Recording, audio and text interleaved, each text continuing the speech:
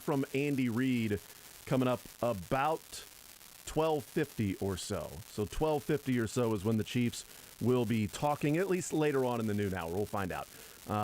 So we'll hear from the Chiefs today in different capacities. Braden Gall, our college football insider. We start our conversations weekly with Braden Gall, 440 Podcast Network. ESPN Radio hosts College Game Day this past weekend with Trevor Matich.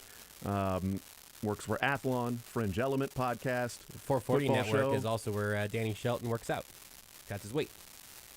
I thought it was the 340 Network. He hasn't been with a 2 in front of his name since he was in junior high. Yes, but the 440 Podcast Network for Braden Gall. Then we'll hang out with Todd Lebo a little bit, however much time we may have later on today, depending on what the Chiefs do or how many different players they bring to the podium, and it might just simply be Andy Reid today. We don't know, so we'll find out. When we know, we'll let you know.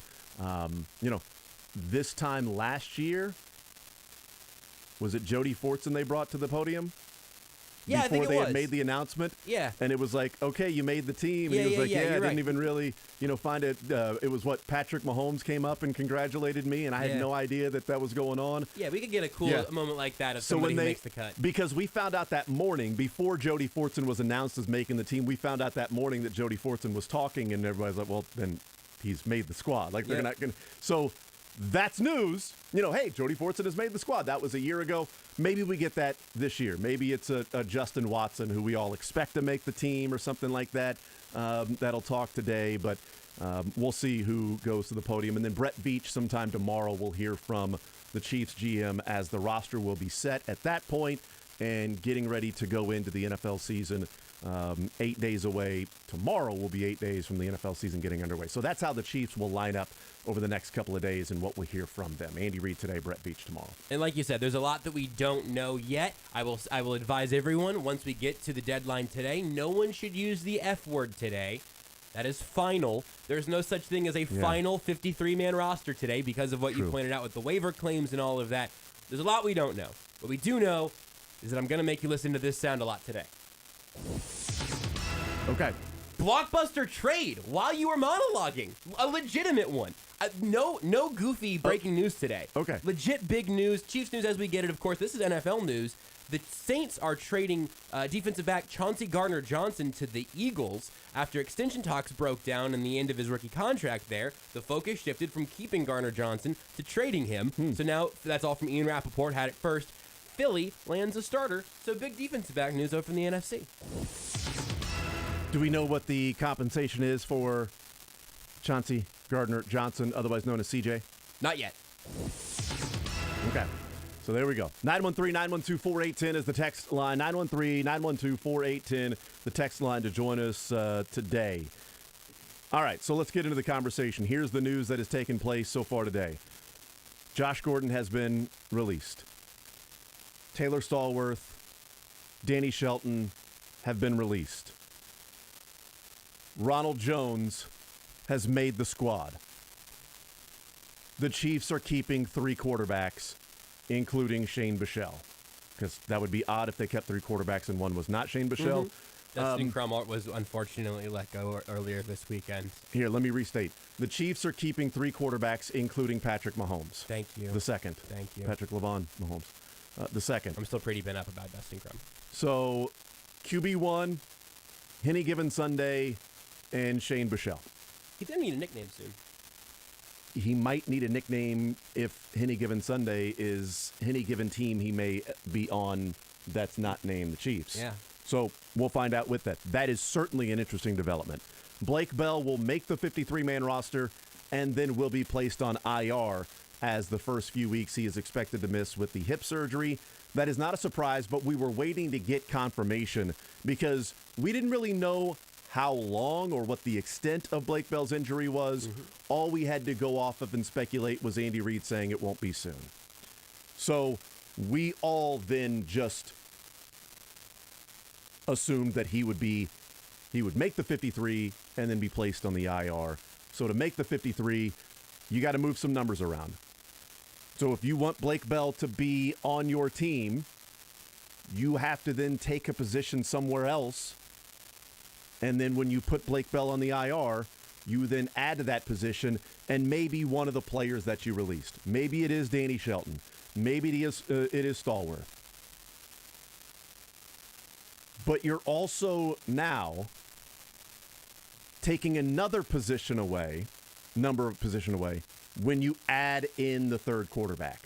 So that's where the numbers start to get really interesting, because if I would have told you Blake Bell makes the 53-man roster, Shane Buechele makes the roster along with Chad Henne, and obviously Blake Bell making the roster then put on IR, but to be able to start the season, you would have guessed, well, then they're not going to keep Ronald Jones. Like, the numbers just don't make sense. If you're going to keep, like, we're talking about them keeping 6 wide receivers and not being able to keep 4 tailbacks, halfbacks. Now they're keeping 3 quarterbacks. So how do they keep that many running backs along with fullback Michael Burton? So the questions start to become, where do they then pull back from? Is it then they go 3 quarterbacks and it will just be 3 tight ends, and when Blake Bell is able to come back, they'll make the decision on quarterback Henne, or if it's Shane Buechele, whatever decision might be there.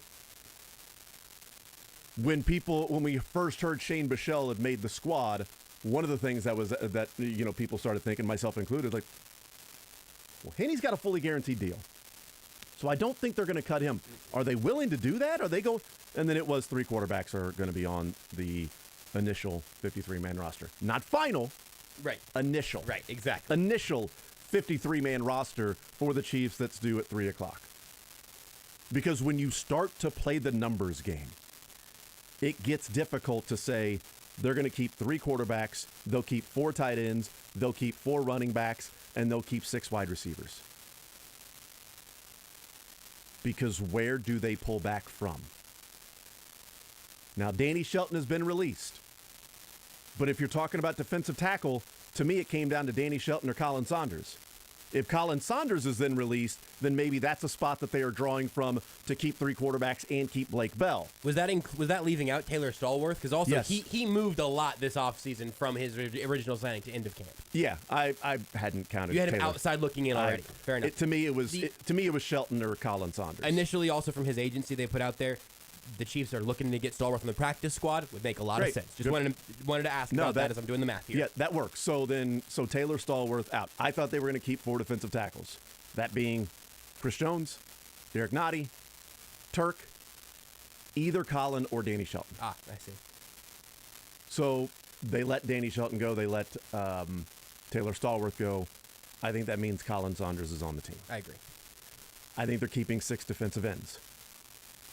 Unless that's a spot where they're taking away from and saying we'll keep 5 defensive ends until Blake Bell then goes on the IR, and then maybe Malik Herring or Josh Kando's on the team. Because the defensive ends being Frank Clark, George Karlaftis, Carlos Dunlap, Michael Dana, and who am I missing now? I was just pulling up a different page. Now I don't know who you did and didn't say. No, you're good. I'll just pull up the roster right here. I mean, I hope it's not obvious guy that I'm missing. You've got paper. I've got digital. We race. Dunlap, Karlaftis, Clark, Mike Dana, Josh Kando. I don't think is making this team. If I had to guess, who did you leave out? I think it was Kando and Herring are the 2 that I didn't get to. Because I guess if you wanted, yeah. I said Frank Clark, Mike Dana. I said George Karlaftis. Azur Kamara is like in that rotation around Malik Herring, but I don't think there's any guarantee that any of those guys are in. So that might be where they draw back from and say, okay, are we really going to lose something if we let Malik Herring or Josh Kando go? So if we have 4 defensive tackles and 5 defensive ends, that gives us 9 defensive linemen, which is not what they do. They keep 10. They keep 10 guys on their defensive line squad. So the question would be then, who do you draw back from? Because I don't think it has to be offense. I don't think they have to take somebody a number away on offense to keep Blake Bell and Shane Buechele. I think they could take a number away from defense and then add that in when they then put Blake Bell on the IR. So when people heard Danny Shelton's name, it was, this makes no sense. To me, it does make sense if they're going to keep 5 and 5. 5 defensive linemen, 5 defensive tackles, 5 defensive ends. Because if that's the case, then you would go Chris Jones, Derek Nottie, Turk Wharton, Colin Saunders, Danny Shelton, along with Frank Clark, George Karlaftis, Carlos Dunlap, Michael Dana, and either Herring or Kando. And then you go 3 tight ends. That makes up for that.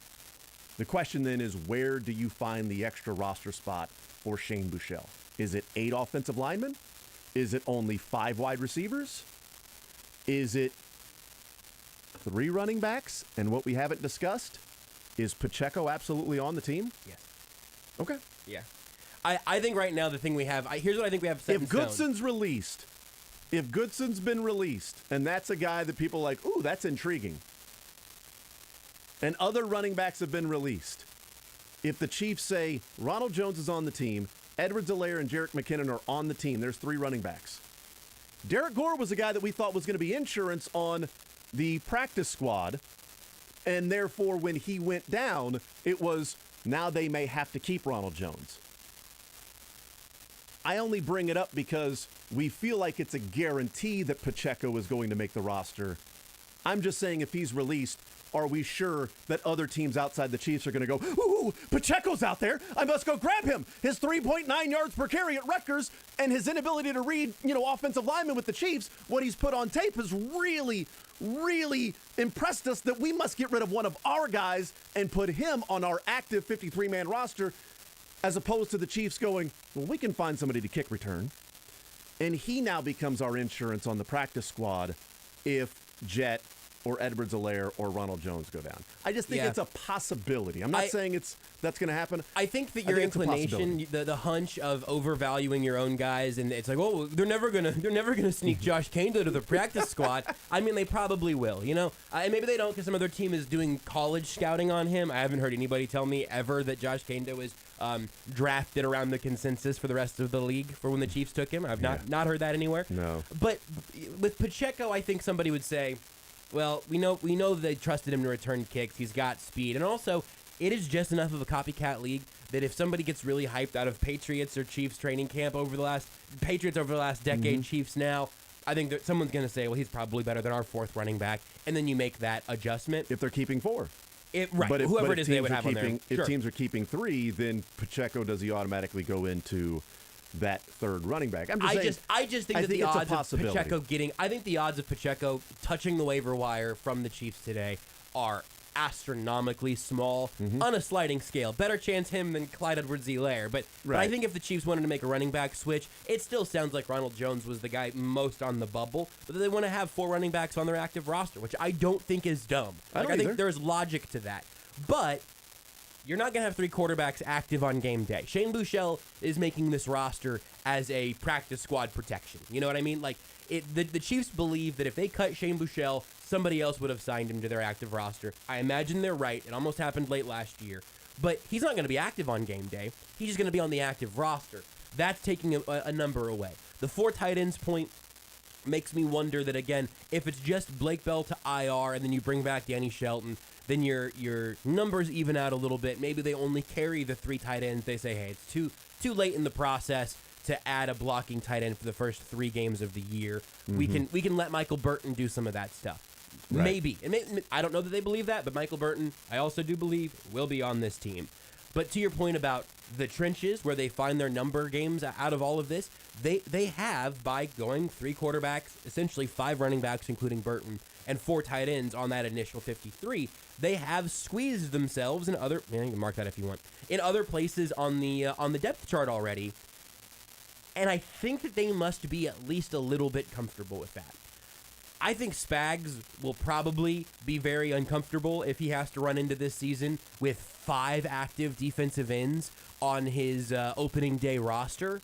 But if the 6th one is Josh Kando, does it matter? What is the impact being had there? I'm concerned, of course, about Carlos Dunlap, coming off of some Achilles question marks at his age. Frank Clark is always, he has missed a chunk of the season pretty consistently. George Karlaftis is a rookie. You need bodies who can rotate in there. But if you say, hey, they're gonna just lay up Malik Herring or Josh Kane to the practice squad so they can keep another running back who will be active on game day, I think that's okay with me. You just have to wonder what it's going to be to see these guys try to trickle through the system. Who can you get back on your practice squad? But I think that your most salient point there is that not every guy on the Chiefs bubble is going to force some other team to cut someone who's been in their system for 2 years. The thing is, though, the Chiefs don't keep 4 active running backs on game day. They have 3. So they might be very interested to see what happens in week 1 with this particular group. Because last year they had Edwards-Helaire, Jerick McKinnon, Darrell Williams, and Derek Gore on their roster on their 53. But game day, they did not have those 4 guys active. In fact, against the Bengals, Derek Gore was inactive, and against the Bills, Darrell Williams was inactive, and they went with Gore, McKinnon, and Edwards-Helaire. I don't remember against the Steelers, but they only they deactivate one of those players on game day. So again, if they go 4 running backs here, they're not going to have 4 active game number 1 against the Cardinals. I'm gonna tap the brake to say that is what they have done. Right, doesn't mean they will. Because Ronald Jones, with all due respect to Derek Gore, Ronald Jones isn't Derek Gore, both in traits and in usage. Mm-hmm. So I could see them trying to keep all 4 of these guys active. Here's the other side of it is if they do follow in those footsteps. I'm trying to remember if Darrell Williams was banged up around that Bills game. That you have him not appearing in. I can't remember. And Edwards-Helaire was inactive against, or was not active against the Steelers. They went with 3 running backs. That one, Gore, Williams, and McKinnon. I'll be extremely interested to see what it looks like in week 1 when everyone is ostensibly healthy, because they are either saying we're keeping 4 running backs on the active roster for whenever someone eventually gets hurt, which is what it is, or you actually want to have those guys all there on game day. If they do deactivate one of them as a game day inactive, along with Shane Buechele, I think it would have to be Ronald Jones at that point, because Pacheco is at least your first kick returner. But now, hey, could you have not gotten that usage rate from somebody on a practice squad that you call up whenever there is an injury? Did that need to happen on the active roster? That's an interesting conversation that I think we could have around the it's funny, we will never have that conversation because the time to do it would be Monday after the first game of the year. Mm-hmm. We probably won't make any time for who was inactive, who were the healthy scratches, but it's something worth noting right now as we kind of figure out where everything settles in. Yeah, it'll be finalized in a few days, at least for week number 1, and we'll see, moving forward. I just think it's going to be really interesting because does that mean Reese Fountain is out if they're going with 3 quarterbacks? Because we all assume that Justin Watson is there, so does that mean that they start off with 8 offensive linemen? 8 linemen and also the defensive backfield are the 2 places that I keep looking at. But defensive end's interesting based off of players on the roster, not number you want to get to. Are Malik Herring and Josh Kando meaningful NFL defensive ends? No. Probably not. No offense to them, but no. I mean, we're grading on a scale here. Better football players than any of us have ever met in person. Yeah. Not met in person, I guess, if you work in media, but if they'd ever played with. Would have been the best player on your high school team by 1,000 miles. Not NFL difference maker. Safeties, you've just got the 4. Does Chris Lamons move the needle? He does on special teams. Maybe on special teams. As opposed to Malik Herring or Joshua Kando. Even beyond that, here are your needle mover coverage guys on defense. Rashad Fenton, Jalen Watson, Joshua Williams, Trent McDuffie, L'Jarius Sneed. If this team only had 5 cornerbacks on their active roster for defensive purposes, I'm not even considering special teams here, I'm leaving a little void we can circle back to. But if those are the only 5 active corners on this roster in week 1, I would be fine with that. If you could get one of them to successfully play a little bit of special teams, maybe you don't have to keep Chris Lamons on the active roster. Maybe it is him and you have your full 10 defensive backs. Maybe that number is just already locked in.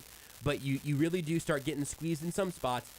I do think that looking at defensive end based off the players, not just the numbers, I do wonder if they try to squeeze in the defensive end rotation and then just say, hey, Malik Herring and Josh Kanda, we'll get you both from the practice squad if we can, and if somebody gets hurt, we'll call you up. But game day, it might just be 4 edges rotating through. That would be abnormal for Spags, I'm quite confident. But I wonder if that's not a logical spot. So I'm looking at the Bengals game in the championship to see what the active players at cornerback were. Ward, Snead, Mike Hughes, Fenton. That's it, just at cornerback. That seems right. You typically wouldn't have your fifth. Baker was inactive. Okay, that's interesting. I forgot that he was inactive for a large part of last year. You typically probably only need a fifth corner on the field if there's an injury. Of course, if you end up with a couple guys going down, all of this gets very, very difficult. But that is the tricky thing about a number like 53. Yeah. It feels like a big number, and then you realize you have to fill out essentially 22 positions and special teams and their depth chart with just 53 guys. It's really 50.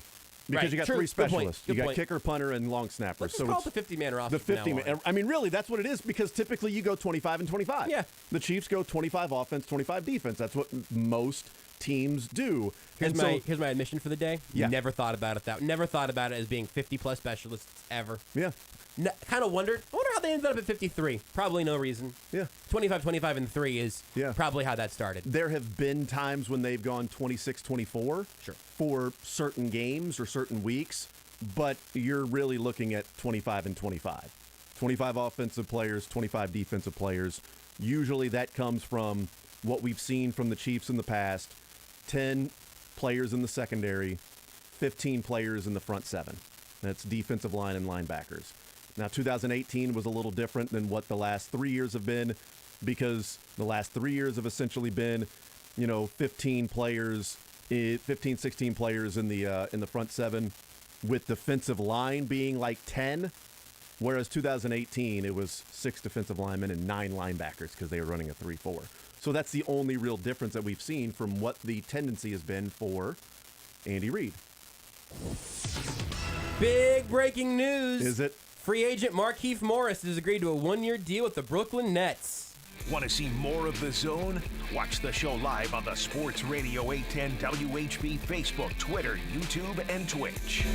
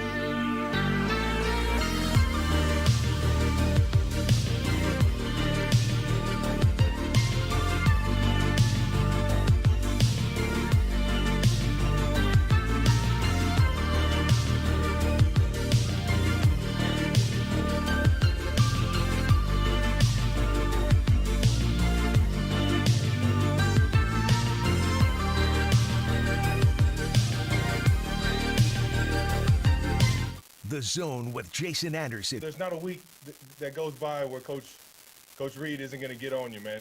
That's his job, you know. Sometimes you just got to be like, take it easy, roller coaster tycoon. Weekdays from 10 to 2 on Sports Radio 810 WHB.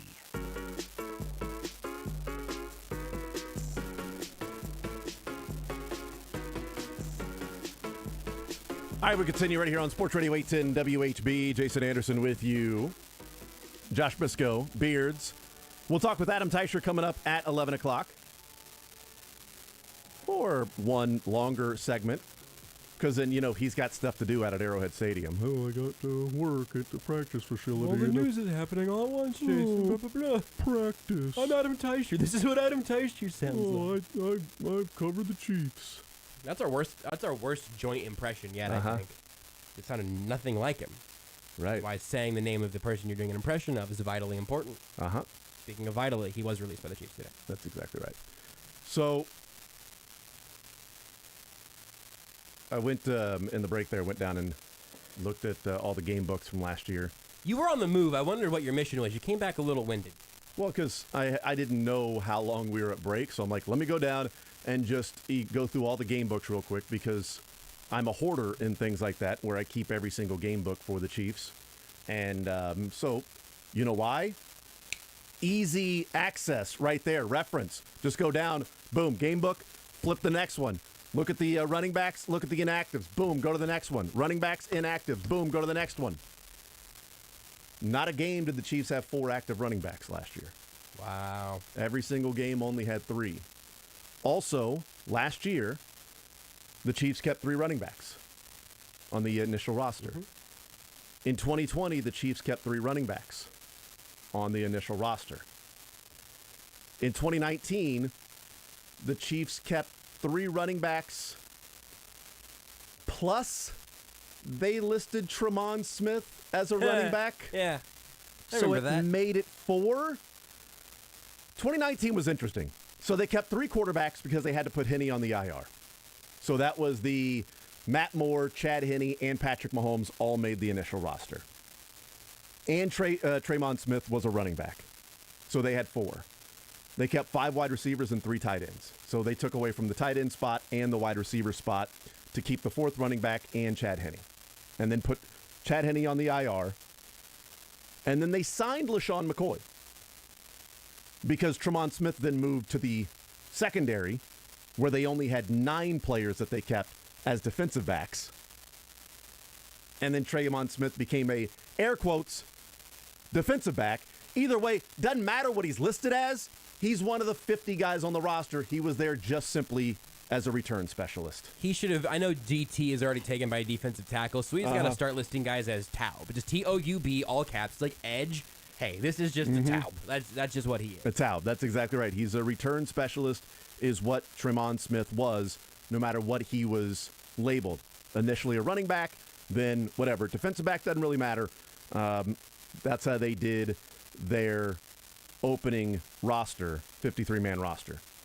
So they ended up going 2 quarterbacks and 4 running backs because Henne went on the IR. Buechele and Henne and Mahomes, one of them are not going to go on the IR, so they're going to keep 3 quarterbacks. So if they keep 3 quarterbacks, again, where does that spot come from? If they keep 3 quarterbacks and 4 running backs, they're going to have to go 3 tight ends and 5 wide receivers or 8 offensive linemen. I don't think that's the case. And the reason I point out the fact that not a game last year they have 4 active running backs is because if you are starting the 53-man roster with 4 running backs on your 53, you're not going to have all 4 of them playing and active against the Arizona Cardinals, because that's not what they have done based on history and how they have gone about building their roster and building their game day roster. If they do stick with that, which I would think would make sense, my argument that we kicked off the whole running back game day conversation with is, does it make sense to keep a running back on the active roster if you're not going to have him active? Could you just get him to the practice squad anyway? If that's just all about protecting the asset of Ronald Jones, are we sure he's that hot of a commodity or whatever? Is it protecting the asset of a Shane Buechele, really? Well, true. But specifically for the running backs, I guess there might be some logic to, hey, that first week you're going to have healthy scratches because, no one's hurt yet, ideally, on the short-term situation. So I guess you just say, we're going to have a running back on our inactive list every single week this season. A few times it might be a healthy guy. Way more often than not, it's going to be because one of those 4 is banged up. Could be. And I guess that logic holds. I do think it's interesting as a numbers game. I also have, I don't know if you... Beard, just go ahead and swoop me in. This is a real quick one. Real quick before you do that. Well, the whole thing about this is that it's interrupting, but Beards wasn't ready, so I think you win. Yeah, I think thank this you. is point Jason because Beards was slow to the button. Because I do want to give one more point on We that. can circle back. I think the swoop means it is Saved by the Bell, like it is frozen in time. Right. So you don't even have to move. I'm But gonna move, though. but you did beat Beards to the punch on this. That's exactly one, so. right. To that point of the healthy scratch, things like that, they only had 3 on the active roster until Clyde Edwards-Helaire got hurt, or on the 53-man roster. Yeah. Then they brought up Derek Gore, and then they stayed with Derek Gore with the 4 running backs. It's just one of them was inactive. Then Jerick McKinnon got hurt. So then it was Edwards-Helaire, Gore, and Darrell Williams. So they didn't have to really play the one healthy running back being scratched or an inactive player that week because they had Edwards-Helaire miss a few games. Then they had Jerick McKinnon miss a few games. So there were only a few weeks where they had 4 healthy running backs on their 53, and one of them was a game day inactive. It didn't happen very often. But as you were saying, sometimes health sort of takes care of that decision. Specifically at running back, it's going to take care of it at least a dozen times, you would think. Yep. Breaking news! Is it, though? We reported earlier exclusively here on The Zone. I don't know why we were the first to have it. I'm not sure that was true, but I said it on the radio. The Saints are trading defensive back Chauncey Gardner-Johnson to the Eagles. Well, we have terms now. And so the Eagles get Chauncey Gardner-Johnson and a Saints 7th-round pick in 2025. In return, the Saints get a 5th and 2 sixths. A 5th in 2023, this upcoming draft. And I'm sorry. 5th and 1/6. Sorry, the 1/6, the worst of the 2 6th-round picks that the Eagles have in 2024. Okay. There you go. Not a very steep price to pay for a very good player. Yeah. Kind of wild. Anyway, there you go. So Breaking news. Saints moving some pieces for draft picks. I also wonder if the Chiefs will be in the trade game soon as well with some of these players. Will they be moving some of these pieces that they have because they don't have a swing tackle? I don't think it's Kennard. I don't think it's Prince Tanega Wanogo. We got there. I don't think it is him. So where's their swing tackle? I'm not really sure what the swing tackle is. But the fact that there are 3 quarterbacks and we know Ronald Jones is on the roster, to me, is incredibly fascinating. The Danny Shelton thing, whatever. Move on. I liked his press conference. I think there's a decent chance he's brought back. Blake Bell's going to go on IR. They're going to keep 3 tight ends, although they were interested in Kendall Blanton. So it might have been interested in Kendall Blanton, see what they have, and then, okay, we're still going to go 3 tight ends. And when Blake Bell comes back, we'll go with 4, and then we'll figure it out. We'll cross that bridge when we come to it of what the roster construction is going to look like when we need to activate Blake Bell from IR. But for the time being, we'll get by with Kelsey, Gray, Fortson, and Burton if need be. If we need to put Burton as an H-back or use check or something like that, then we'll get by. If we need that particular player, we'll figure it out for the time being until Blake Bell comes back. So the 3 tight ends. So where then in the initial 53-man roster do they go and take a number away? I think there are plenty of offensive linemen that could clear waivers for this Chiefs team. That if they were to release them, a team wouldn't go, ooh, interesting. How is this guy available? Where if you want to go initially 8 offensive linemen as of 3 o'clock today, place Blake Bell on the IR, pull back one of those offensive linemen to your active squad, you get to 53, and you get to 9 offensive linemen, which is, usually right around where they're at. But I'm really interested to see what the running back room looks like because it would be going against what they've done the last 3 years, and that is keeping 3 running backs on the 53-man roster and having 3 running backs as of their actual 53-man roster on game day of week 1. So that's week 1. Seems 3. most likely Not that I'm we'll not know who I'm not their even- outside end guy was because he won't be Yeah. active in week 1. Would be my guess. But I even mean like not even just they're active on game day. I mean the 53-man roster heading into week 1 only has 3 running backs on it, is what we've seen the last 3 years. Right. So this would be a change if they had 4. And Just on the 53, period. we've also seen the last 3 years, they have only had 2 quarterbacks on their 53-man roster heading into week 1. Now, obviously, 3 won't be active even if they have 3, but I'm talking about they have had 2 quarterbacks and 3 running backs that have been on the 53-man roster as of the game 1, game day number 1, and then they go through the different actives. If they have 3 and 4, if they have 7 at that position on their 53, adding 2 spots where they're taking 2 different pieces away from another position, that would be a real interesting deviation from what they've done the last few years. That's why I'm so fascinated by the Ronald Jones is on the roster and Shane Buechele has earned a spot on the roster too, because I have no clue what they're going to do. Does that mean Reese Fountain is out? Does that mean they're going 8 offensive linemen?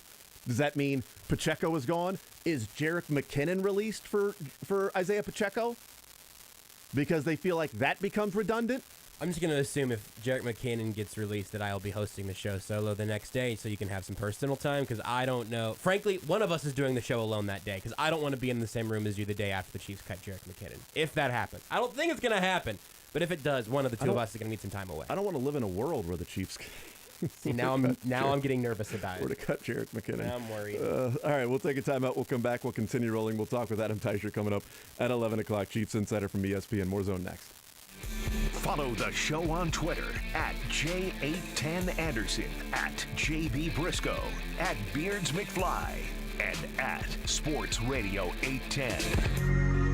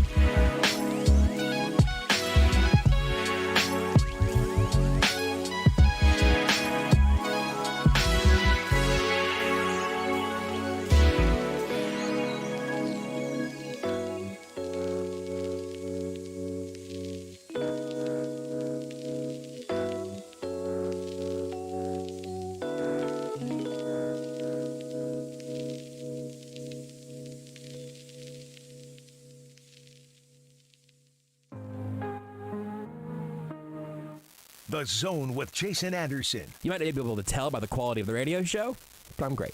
Weekdays from 10 to 2 on Sports Radio 810 WHB.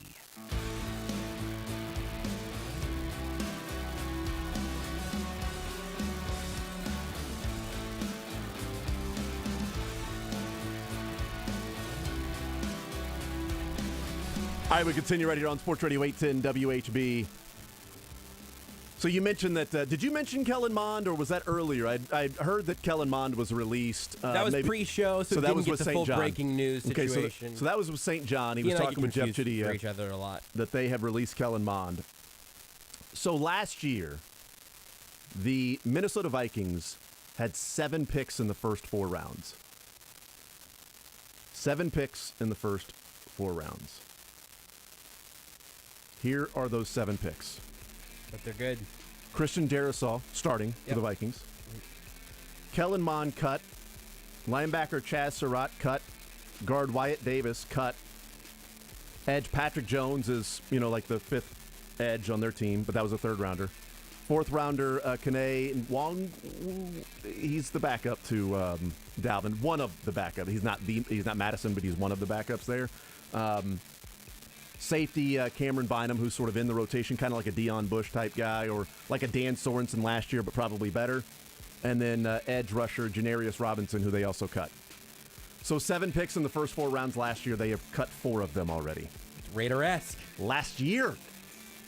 New administrations will do that to you. Last year. Unbelievable. Unbelievable. Man. All 3 of their 3rd round picks were cut. All because Alec Lewis is going there. Rude. Adam Teicher next. Guys, I'll never forget.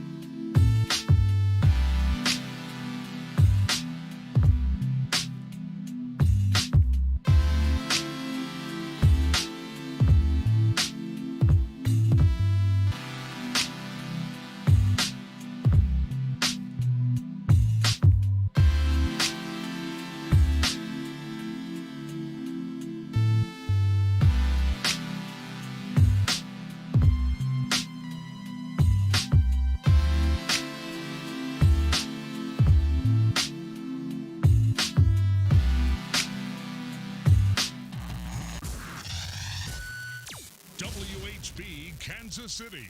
The Zone with Jason Anderson. Jason's logic was so confusing, it just dazes you, and you're like, Yes. yeah, I guess. Yes, that's his plan. He I have runs no circles idea around you. what you're talking about. Well, mark that for every returner ever. Weekdays from 10 to 2 on Sports Radio 810 WHB. All right, we continue right here on Sports Radio 810 WHB. Jason Anderson with you, Josh Brisco, and Beards. We head up until 2 o'clock. We will hear from the Chiefs coming up later on in the noon hour. Let's talk now with our Chiefs insider from ESPN. His name is Adam Teicher and joins us here in the Zone. Adam, how are you, sir? Good, Jason. How you doing? I am doing just fine. I know you got to get to practice and things like that, so let's get right into the conversation. The news today, what's your reaction for the things that we've heard so far about some of the pieces coming together of what this initial 53-man roster will look like? Yeah, my reaction is that my perfect record of not being able to pick their final 53 is intact. There you go. Good job. I have not broken my string this year, so a little surprised about Danny Shelton getting cut. That's kind of an interesting move there, and that to me is kind of the biggest one of all. I thought Taylor Stallworth did some good things, and he's not around anymore, so it doesn't mean they won't be back at some point, but at least right now, it doesn't look like they're going to make the 53. So my biggest surprise has been that the news that both Ronald Jones has made the squad and the Chiefs will keep 3 quarterbacks as well. That gets into a kind of a really tricky number situation, right? If they're going to keep, because we were wondering if they only keep 3 running backs and then assuming it would only be 2 quarterbacks, that's now 2 extra guys that maybe, I certainly wasn't thinking or expecting that both those guys would be on the roster. Yeah, they're leaving themselves short at other positions. But here's one thing that I was cautioned on. Like, this is the initial 53. Mm-hmm. There's going to be some changes probably tomorrow to this group, is what I've been told. So, unless you're Mahomes or Kelsey or whatever, you might want to rent for the next day or two as opposed to buying. But there's going to be some changes. So we'll just need to hang tight. But for now, it looks like those guys are safe. The changes that'll be made, I'm assuming that's going to be around Blake Bell, but will there be others, do you think? Like, you're reading into that information as in, like, hey, things are going to change, because there's an assumption things are going to change when Blake Bell is making the 53-man roster, then placed on the IR.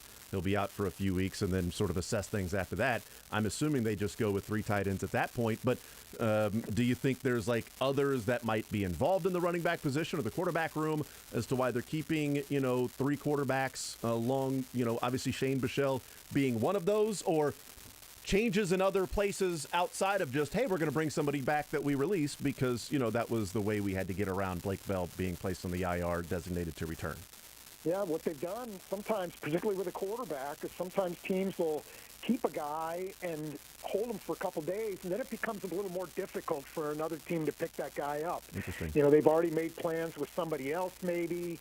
So there could be some things coming, over the weekend. It might not even have to be tomorrow or later this week, with things like this. So there's going to be some moves made, and there's probably going to be a few guys who are on or off this roster that will a few guys who are on the initial 53 who won't be around for the Arizona game, and a few guys who aren't on the initial 53 who are with the team in Arizona. So do you think that the Chiefs go in with a 53-man roster, the morning of September 11th, not, what the active roster is, but just the 53-man roster with 3 quarterbacks that day?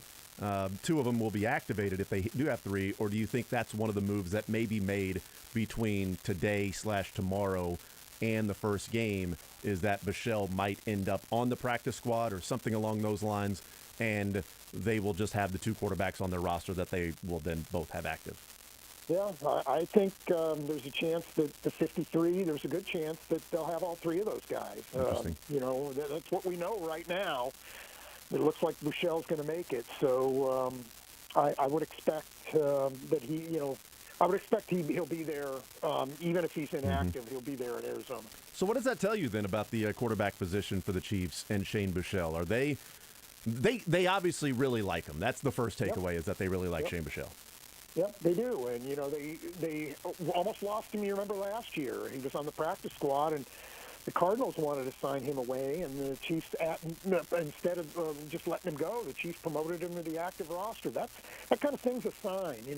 That tells you more than anything they say publicly. That tells you what they think about a guy. And I just thought that where their roster is, it would be tough for them to keep 3 quarterbacks, but you knew they liked him, and don't want to lose him. And, maybe he's the eventual backup to Patrick Mahomes. They're Chad Henne going to stick around this year, and I know there's a lot of reasons the Chiefs like him. They think that he's been good for Patrick Mahomes. They feel like he's, works well with Mahomes in the quarterback room, and Mahomes has benefited from him being around. And the other thing about keeping him around is, you and I have talked about this, coaches love knowing what they're getting from a player. Mm-hmm. And as far as being the number 2 quarterback, if the Chiefs have to use Chad Henne in a game, they reasonably know what they're going to get from him. And maybe Shane Buechele has a bigger upside, but there's probably a lower floor there too. So, I think there's some comfort in knowing, hey, if we lose Patrick Mahomes, we know what we're going to get from Chad Henne. So, I do expect he'll be around for sure.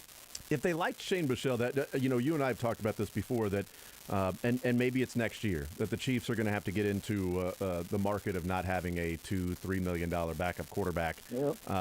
With Patrick Mahomes, because if he goes down for a long time, it's not going to matter who the backup quarterback is, and can you find somebody to coach around for a couple 3 games like they did with Matt Moore a few years ago. Someone who they didn't, they cut. And then, they kept around because of Chad Henne on the IR. And then, so they went with Henne and Mahomes instead of Matt Moore. But he was a guy that came in and kept him afloat until Patrick Mahomes got back and played well against the Vikings and on and on. So eventually they're going to have to get into that business of not having a $2-3 million backup quarterback.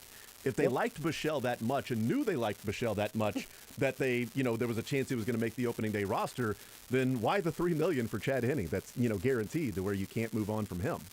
Well, just some of the stuff I talked about. They really think that Chad Henne is good for Patrick Mahomes. Yeah. They really believe that, in the meeting rooms and in the film study and all that kind of stuff, that he has helped Patrick Mahomes. He's been a benefit to having him around. And even though Mahomes is not a young guy anymore, played a lot of football, but they feel like he's good for that. And again, you know what you're going to get with Chad Henne. Mm-hmm. You might not like it a whole lot, but at least you know what you're getting. And with Buechele, we saw some things in training camp particularly. You saw some throws like, what is he doing here? Like, what's he thinking? And you don't get that with Chad Henne. So, while you may have a bigger upside if something happens to Mahomes, there may be a bigger upside with Shane Buechele, but there's probably a lower floor, too. And I don't know if that's something the Chiefs want to deal with right now, not when you're trying to win a championship. Okay, so the last 3 years, 2019, 20, and 21, Adam Teicher's our guest. So the last 3 years, I went back and looked because I was curious. Once we heard that the 3 quarterbacks are on the roster and Ronald Jones has made the roster, I was like, okay, I want to see what they did the last few years.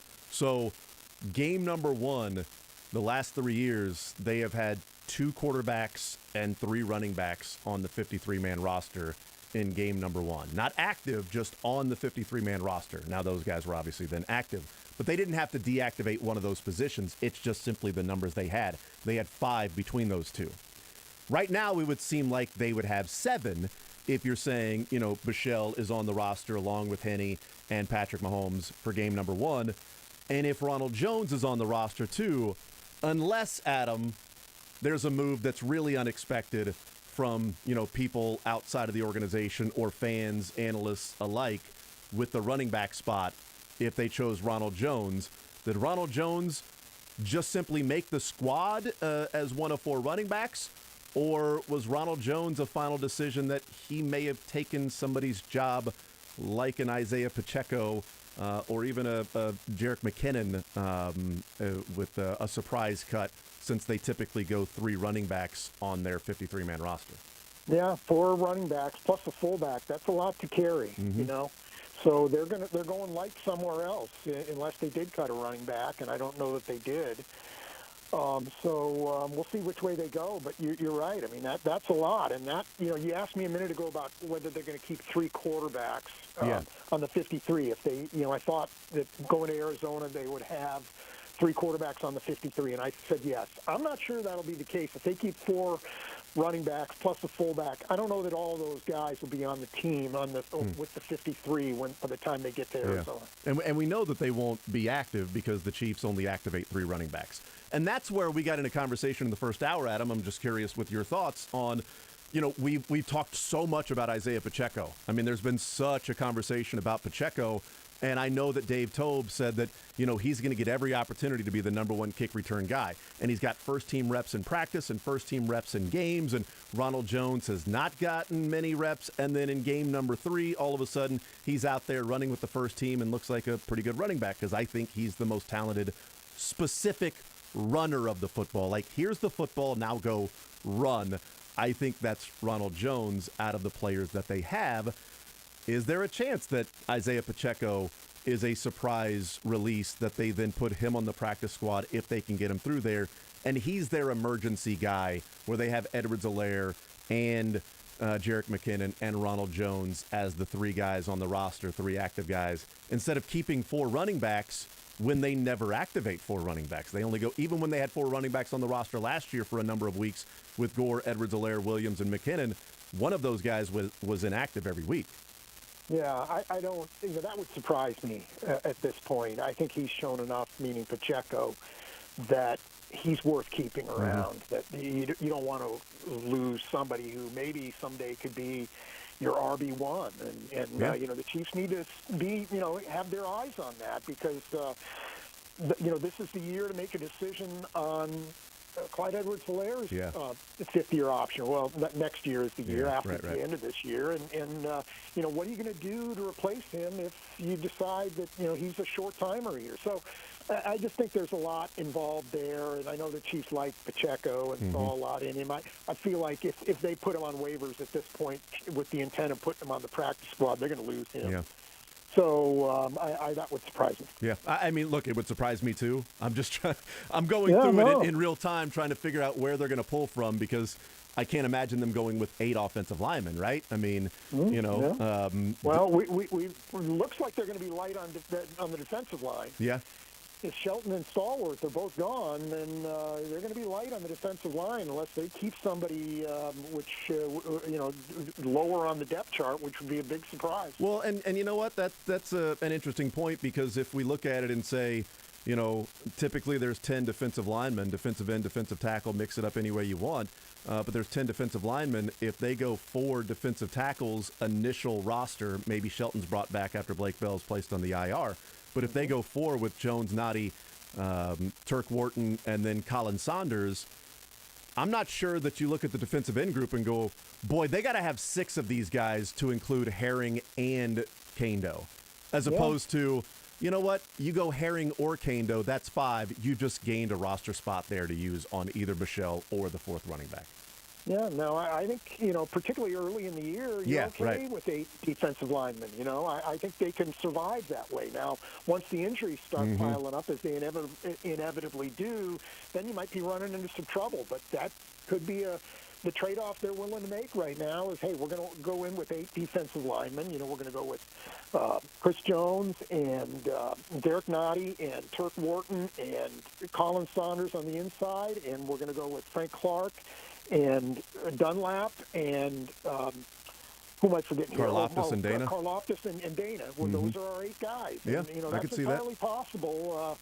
I think I'd be a little surprised by that, but hey, with these other moves, somebody's got to go. Well, you know what? Then there's your 2 spots right there because they typically go 10. And if they go 8, which would make sense by those names, there's your 2 extra spots because there's not somebody there that you go, how could you move on from that guy?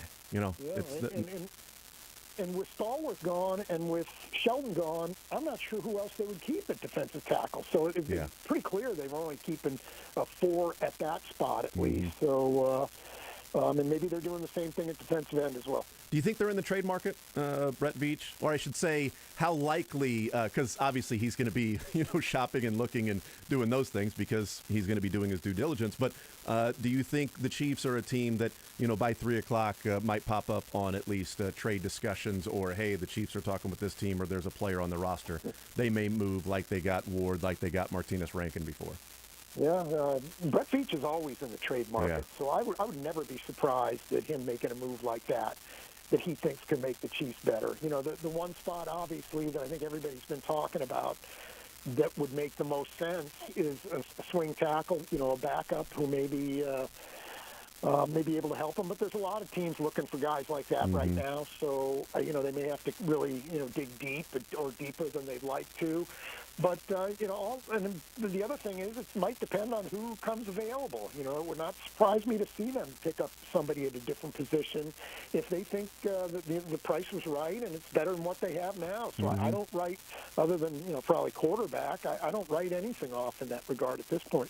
Who do you think is right now, if they don't go out and find somebody in a trade or off waivers or something like that, and just simply the players on their current roster, the 5 starters, assuming that Allegretti will be on the squad.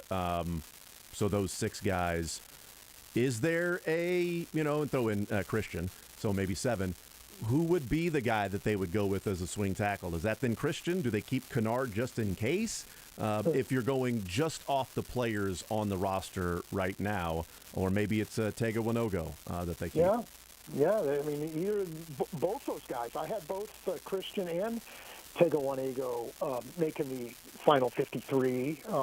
So I think either of those guys, Kennard would surprise me at this point because he just was really struggling during camp. So he would surprise me. But other than that, I think they could keep those guys. And, here's the other thing. I think, we saw what the Chiefs did at offensive tackle last year in Cincinnati when Orlando Brown got hurt in pregame. They moved Joe Tooney out there. True. And so you just wonder, do they need to keep both those guys if Tooney's going to be at least their short-term solution to an injury at offensive tackle? I think at longer term, I guess it would surprise me if they moved Tooney out there for a whole season or even a big chunk of a season. But just to get through a game or whatever, that's already proved to be a pretty good solution. Yeah, and Allegretti slides right in at left guard, so that we've seen that before. Do you draw anything from Caliendo as the center in game number 3 as opposed to Austin Ryder, who was then playing, right guard while he was in there? If we look at, Austin Ryder, is he the backup center? Well, Allegretti can snap the ball. Caliendo can snap the ball as well. Are they just looking for guys that can help out in that spot, or are they finding the guy that will be that person and then moving on from Austin Ryder? Yeah, that could be. It could be either one of those things because, the Chiefs like to move. They like to look at guys, and they'll, particularly on the offensive line, we saw that multiple times, dozens of times in camp where they'll move a guy around for a day or two to a certain spot just to get a good look at him. And what better laboratory to get a look at Caliendo than, in a game against the real competition. So, that's hey, I can't tell you that's not what they're thinking with him. But I still expect Austin Ryder to make the team. All right, a position we've talked a lot about this, off season and training camp as well. The wide receiver spot. Josh Gordon was released. Not a surprise that Josh Gordon was released. He also sent a message to the Chiefs fans and the organization, which was very nice. Obviously. Did they go with 6? We're looking at the numbers game. We've talked about that. Do you think Justin Watson and Reese Fountain, or Justin Watson and whether it's Reese Fountain or Corey Coleman, make up 6 wide receivers for this team, now knowing Josh Gordon is not in the mix? Yeah, every indication is that's their 6. I think of all the position groups on the team, that was probably the easiest one to call, just judging by their actions. That second preseason game against Washington in the first half, they played 6 guys at wide receiver. That was the biggest, the most important game in terms of, game planning and getting ready for the regular season with the starters. And they played 6 guys. I think Josh Gordon got in there as the 7th for 1 snap. So, it's pretty telling where their depth chart is. at the wide receiver spot. So I do think 6, but I tell you what, again, them keeping an extra running back and them keeping an extra quarterback, that has to come from somewhere. Yeah. So, would it be a complete surprise if they cut Fountain and went with 5? No, not a complete surprise, no. Visiting with Adam Teicher from ESPN. He is our Chiefs insider. When the 53-man roster is settled, so going into the Arizona game, and this is projecting and trying to guess and things like that, but still interested in your opinion on this. When they have their 53-man roster for the game against the Arizona Cardinals, do you believe that will be a more talented 53-man roster on paper than what we saw last year with the 53-man roster in the Bengals game? Talented, I probably would say yes, particularly on defense, I think I would say, but not as experienced maybe, and maybe that becomes their downfall. I mean, I won't say better. Yeah, it's going to be tough to say better. Talented, probably, yes. I probably agree with that, but I wouldn't go so far yet as to say better,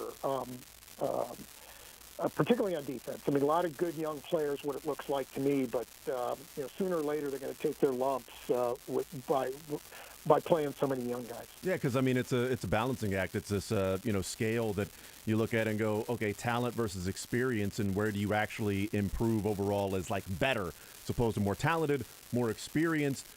Where does the line then get to where you say, okay, now the talent, the experience is there enough to where they are better than a year ago? Because right now that team had been around, played, they knew the system.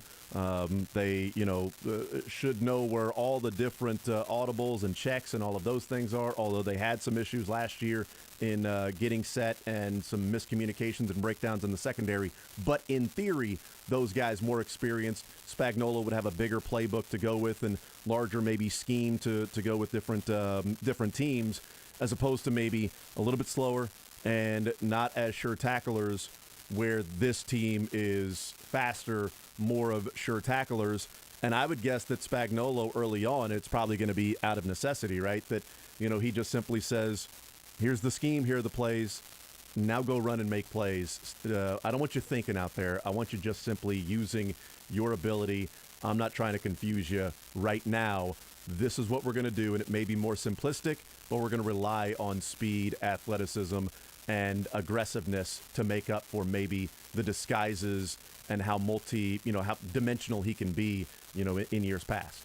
Yeah, and then maybe that's what they do, and maybe that's not a bad plan. Maybe simplifying some things might help, at least early in the season. So going to be interesting to see what he comes up with for that Arizona game. Kyler Murray, tough to deal with. A lot going on with him. So I'm really curious to see what the Chiefs have in store for that game defensively.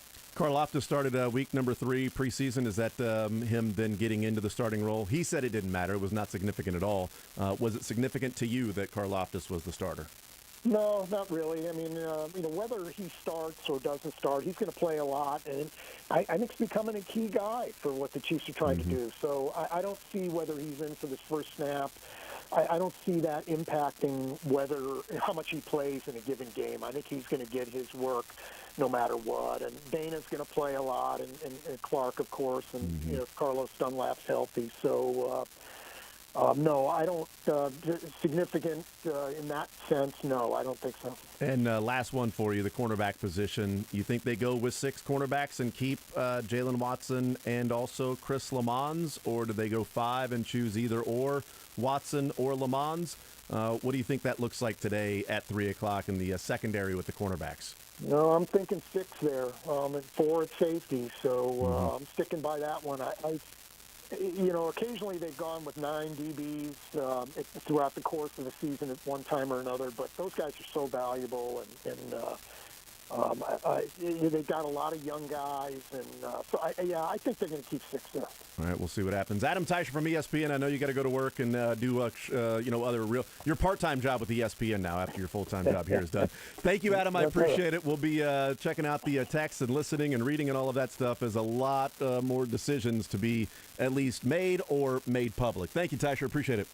Good stuff, man. We'll talk to you next time. Absolutely. There's Adam Teicher from ESPN. Great stuff. Chiefs Insider, as the Chiefs will be going through practice here, kind of like a Fast Friday type deal, and then we'll hear from Andy Reid around 12:50 or so. Have we heard if there are any players that have... Last update from the Chiefs was that it would be Andy Reid and players. Have not heard anything new today to dissuade or name who those players would be. Very good. Who do you think it's going to be? I think it's going to be Justin Watson. I do, too. I'm going to go Justin Watson. We're not getting Shane Buechele again. We just got him post-game. Yeah. Not Buechele again. A rookie. You think it's going to be a rookie? They're not going to give us Jalen Watson again. We just had him. Mm-hmm. Not both Jay Watsons. No chance. McDuffie. Trent McDuffie hasn't talked in a while. We just had Karlaftis, so maybe McDuffie. I think that's smart. Because Cook we heard from last week. Yep. No, that's good. Sky Moore we heard from him We just pretty heard recently. from Pacheco recently. Yep. You know what? Ronald Jones. You think? Bubble guy. Interesting. Makes the cut. Well, I don't know, but they're not official by the time they're talking. Well, but we know that he's on the roster based on Herbie, who's, No. We know. I'll believe Herbie's report that Ronald Jones has made the 53-man roster. And that's, to me, it's when we're looking at players that won't be on the roster in a couple of days. Well, here's the way I'll phrase it. You're worried about Ronald Jones being employed in a few days? No. When I'm looking at, here are the changes to the roster, that's the way I want to. Here are the changes to the roster. I'm not really looking at guys that are already on the roster. I'm looking at guys that are released that will then be brought back for the, say, Blake Bell. So if you're saying, well, yeah, but they've kept 4 running backs, but something's got to change, and well, yeah, but they're keeping Blake Bell. What's going to change is that they're going to take a spot actually away from tight end to add somewhere else. I've got a long shot. I've got my pull up from about half court. Okay. Noah Gray. Just feels like it's about time. Just haven't talked to him in a while. I'm guessing he might have had maybe a weekend training camp day that I can't quite recall. But I feel like we haven't heard from Noah Gray in a little bit. Jody Fortson's gotten a lot of the love. Matt Bushman got the love in the 3rd preseason game. Yeah, it might have been Matt Bushman today that. It really might have. Yeah. So I think it's Justin Watson. Yeah. I'm going to go Trent McDuffie. So there's an offense and a defense. So then it's going to be like a wild card somewhere with another player. Hey, Chiefs, can we please hear from Michael Burton? He's making the roster. We never get to hear from Mike Burton. Is that who you're wanting? I would like to hear from. So you're looking for? I would like to hear from Michael Burton. I'd like to know. I'd like to know if he's interesting. I'd like to know more about him. I'm gonna throw out some possibilities. All right. I'm gonna throw out some maybes, some possibles. Okay. Colin Saunders. If they move on call. from Shelton and Stallworth. No, that's smart. I like that. Because he's also entertaining. And a long time guy in the organization. Year number 4. Draft pick, big year. Yep. Okay, I like that. I like that a lot. And again, we don't hear from him often, but he's fun to listen to. Yep. I enjoy Colin Saunders. So maybe a Colin Saunders. I like that a lot. I'll throw out Reese Fountain. Yeah. If he makes the squad as the 6th wide receiver. Probably not him and Watson, but one of the two for sure. Right. That's what I'm like. I'm going to guess Saunders Watson and McDuffie and then mix in a few others. When's the last time we heard from Elijah Lee or Darius Harris? Been a minute. Because I think they're both on the squad. Been a minute. And then have we heard from Jalen Watson recently? Yeah, that's a couple of. It was a couple of weeks ago, I think. Right? Maybe. I mean, but also, do they have to go like, here's a guy that made the roster we didn't think so, and here's some rookies? Like they may go just simply a veteran guy, like, here's Frank Clark. We haven't heard from Frank Clark in a while, and hey, Frank, you made the roster. See, Saunders is both of those. I think Colin Saunders should move from your throw names out list to your official guest. Your official guest list. So my 3, then, I'm going to go Justin Watson, Trent McDuffie, and Colin Saunders. I think those are great. I think those are great guesses. Who are your 3? I would have said Watson. I'm claiming Watson. I absolutely think that Colin Saunders is. Oh, wow. Okay. I think that's a perfect one. But instead of Trent McDuffie, I'm going to go ahead and say, hey, we just haven't heard from Noah Gray in a little while. Okay. Could be nice to hear from him. All right. I'm going 2 defensive players and 1 offense. You're going 2 offense and 1 defensive And if player. they want to give us Mike Burton, that'd be fine. You want to throw in a 4th? Like a running back? James Winchester. Oh, yeah. We haven't heard from him. We've before. heard from all the other specialists. That's your spirit animal. I right? want to know. You're a long snapper. I huh? will take vigorous notes for us to talk to Kendall Gammon later in the week. And to, like Kendall, I was writing. I transcribed James Winchester's press conference for this moment. Let's really get into the nitty gritty of the rotations. Will you transcribe everything? You'll just be like a court stenographer and just simply typing away while he's talking. Yeah, I'm getting every word. Yeah, no, I'm every syllable.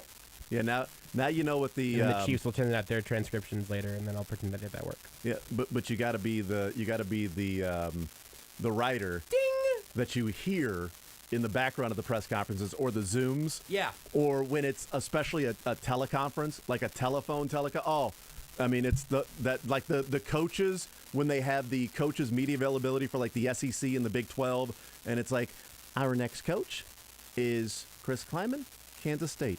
Coach, yeah, looking forward to this week, blah, blah, blah, blah, blah. Our first question comes from Todd Liabu, Sports Radio 810 WHB. And then he's asking a question, but it wouldn't be Todd that would be typing away. It would be another writer that asked the question, just typing away in the background while the coach is talking. You're like, that's cool. I was trying to advance the bit. No, I appreciate it. That's we can exactly what it sounds mic like. me up during the presser. We can just leave this mic Don't do that. all presser. Don't do that. That's fine. No, I think it's better if we go the exact opposite. Mic you down more often. Sounds like somebody's projecting. We had the 8 playing in the background yesterday as the subliminal message for Patrick Mahomes being ranked number 8 of the NFL Top 100. And today you're going to go with the typing in the background as I think so. Okay. Yeah, I think I'm going to try to progressively make this show a little more unlistenable every day, which is a pretty tall task. 1% less good. I tried to be 1% less bad every day, and then you come in here and just even it out. If you could the just, yin to the yang. I just appreciate that you always let me get to the punchline so smoothly. That's what it's all about. Can't even look at him, Beards. That's what it's all about. We'll take a timeout. We'll come back. We'll continue rolling. We're going to talk with Braden Gall, who is our college football insider. We talk to him each and every Tuesday at noon throughout the college football season, which technically has started with week 0, and now week 1 coming up this week, Thursday, Friday, Saturday. Mizzou, KU, K-State in action, respectively. We'll talk with Braden Gall coming up at noon. More Zone rolling along next. Take the show with you by listening live on 810WHB.com, in the 810 mobile app, or by subscribing to The Zone wherever you get your podcasts. All right, so coming up on Thursday, betting will be live. That's right, it will be live, and you can bet on all of your favorite sports from the comfort of your own home with DraftKings Sportsbook, one of America's top-rated sportsbook apps. And if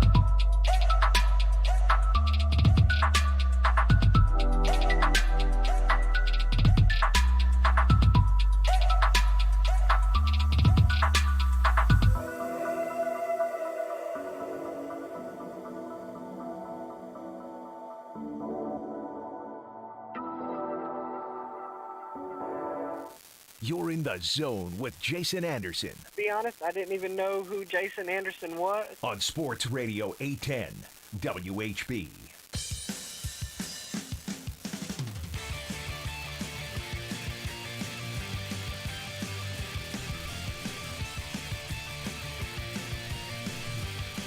Okay, so an interesting name from a week or two ago, that Kendall Blanton, who the Chiefs put in a waiver claim on, but he was then with the Commanders because they had priority over the Chiefs in the waiver claim. Kendall Blanton has been released by the Commanders. So interesting to keep in mind, since the Chiefs also wanted Kendall Blanton a week or two ago. Now, one of the things we talked about in the first hour, because we had mentioned that, is even if they put in a waiver claim and were granted Kendall Blanton, it doesn't mean that today he would have made the 53-man roster. It just meant that they were interested in bringing him in to see what he could do. Could he be the Blake Bell while Blake Bell was out? He might have got in. They might have seen him and said, not worth it. We're just going to move on. Blake Bell with our 53-man, put him on IR, and go with 3 tight ends until Blake Bell comes back. We're not going to find a spot for him with 4 tight ends and Blake Bell IR'd. We can figure it out. That could have very easily been the same result if the Chiefs had had the claim for Kendall Blanton. So because his name's out there, I've seen some people, tweet it like, whoa, the Chiefs were interested. I think they were interested. I'm not sure if they are interested on cutdown day when you haven't had him in camp or saw him in a preseason game. You're just simply going off what 2 different teams have then released him. Also, another little part of potential roster maneuvering going on throughout the NFL right now. Todd Archer tweeted that the Cowboys are keeping exactly 1 quarterback on their 53-man roster for the time being. Breaking news, Beards. Dak Prescott has made the roster. Cooper Rush and Will Greer have both been released. According to sources, Rush does not go through waivers. Greer does. Likely both will be back in some form, practice squad or active to serve as backup. He says it's roster manipulation at the moment to be prepared for moves to come over the next few days. You can have a wink-wink deal with Rush since he's a vested vet. So, once again, it's all roster manipulation and maneuvering and trying to, get yourself the most 53 possible, I suppose. Yeah. 16-player practice squads also, again, are here to stay after those were added during the COVID year and then have remained since then. Permanently brought back this offseason. So I've we've mentioned this the last few months when we've been talking about what this Chiefs team will look like heading into training camp, heading into preseason games, and obviously in week number 1. Because this was such a big offseason for Brett Veach, the front office, the coaching staff, the Chiefs organization in general, they were making so many moves on defense. They were going from a team that they felt like had aged out of being top end of talent, especially when other teams were adding a lot of talent and not necessarily going for broke. They may not be all in, but they are leaving themselves pretty exposed with the amount of chips that are left with the hand that they're playing right now. They might win that hand. It might be all good. We'll see. But while the Chiefs were making draft picks and trading Tyreek Hill and signing different guys and letting Tyrann Mathieu walk and et cetera, we wondered, are they going to be better than what they were a year ago against the Bengals? Because, they're going to have to be, because other teams got better. If you're not getting better, you're getting worse. Okay. So I asked Adam Teicher, the 53-man roster, when it's set, when they have the final or whatever 53-man roster it is against the Cardinals, is that roster, let's put it in 2 different categories. Yeah. More talented it's a fun question. and better. Yeah. Are they more talented than the Bengals roster last year? Is this a better team, 1 through 53, than the roster that went out against the Bengals last year? I think it is almost definitely more talented. Almost definitely. So that's like 82%? The only argument against, I think that 9 out of my 10 arguments for it being more talented would win. Okay. I think you could argue that the offense is so much less talented at the top by losing Tyreek Hill that makes it almost come out in the wash what they've been able to do defensively, which kind of makes sense if you think about it. You downgrade out Tyreek Hill, it turns into a bunch of draft picks that you then use to upgrade the talent of your defense. So I think you can make that argument. I would argue right now it is a more talented roster. I think the difference from Tyreek Hill to Juju this year is a big gap, and I think it's still a bigger gap than the difference between Byron Pringle to MVS, et cetera, et cetera. I'm not going to go through all the names, you get it. But I think that the defense is so much more talented. It's also so much younger that I think almost every argument should win in favor of this roster being more talented right now than it was at this point last year or whenever they took the field against the Bengals last year, whenever you want to pick it. But I do think it is hard to say better because that is so much about being a cohesive unit of a team, and there's been so much turnover on both sides of the ball. So, and I'm with you on that. I think it is a more talented roster, even with the unknowns of what will take place over the next 3 hours and 17 minutes. Sure. When the Chiefs have to figure those things out. So I think it's a more talented roster. Better, we'll see. But the wide receiver group has been much discussed and talked about across the league and locally as well, and in Miami and on podcasts and things like that. I don't know that, and this, if you say this nationally, right, if you say this on Twitter or something, you're going to have 31 other fan bases that will laugh and say, how dumb are you? How much of a homer you are? If you say, I think the wide receiver room could be more talented / better than what it was a year ago. Because all that's looked at nationally is no Tyreek Hill. It does not matter who else was on the Chiefs roster last year, and it does not matter who they brought in. The only thing that matters nationally is that it's no Tyreek Hill. But if we do 1-to-1 across the board last year to this year, 1 through 6, Tyreek and Juju, if you're saying that's the number one, yes, 2021 gets the nod over 2022. By a pretty good margin, also. A pretty decent margin. McColl was number 2 versus MVS. I hope MVS, he'd be better / more productive than what McColl was last year. Let me do a quick, easy math formula thing for you. Sure. Just let McCole Hardman cancel himself out on both sides. Now you can compare him to somebody else. Nope, I can't. You sure because he wasn't the number 2 last year. No, but you can. Or, I mean, he's not the number 2 this year. You're slotting them in. You don't have to do that. You can just cancel out the players, and you can make it MVS versus like Byron Pringle or whatever. I am 100% doing 1, 2, 3, 4, 5, 6. Great. So number 2, McColl and MVS. The third receiver, Demarcus Robinson versus McColl this year. Because McColl is now the third receiver. That matters. If he's the third guy out of the fourth target, the fourth Not from most talent, talented really. target. It doesn't really, but that's fine. I think it matters to me. I to don't. me. That's fine, and I don't think To it does me. matter to me. I think That's- you're there you go. stupid. That's all right. That's all right. I thought, hey, we can make this a little less convoluted. No, No! no, I'm not. convolute me. Okay, all I'm right. making it so much easier by just going 1 through 6. So McColl this year better than Demarcus Robinson next year or last year.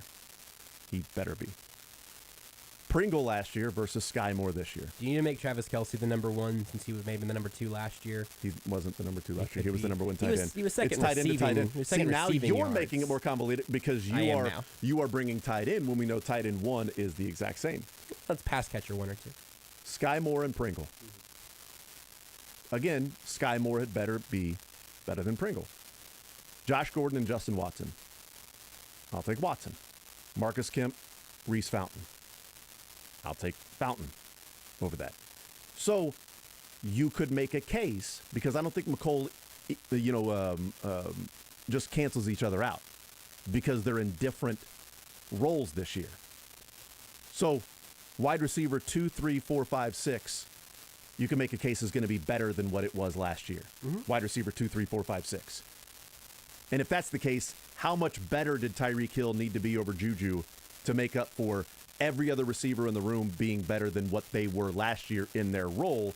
That's why I don't see it as like it's such a significant drop-off. It's a significant drop-off 1-to-1. Number 1 receiver to number 1 receiver. But if you're looking at the skill position players, let's even go top 3.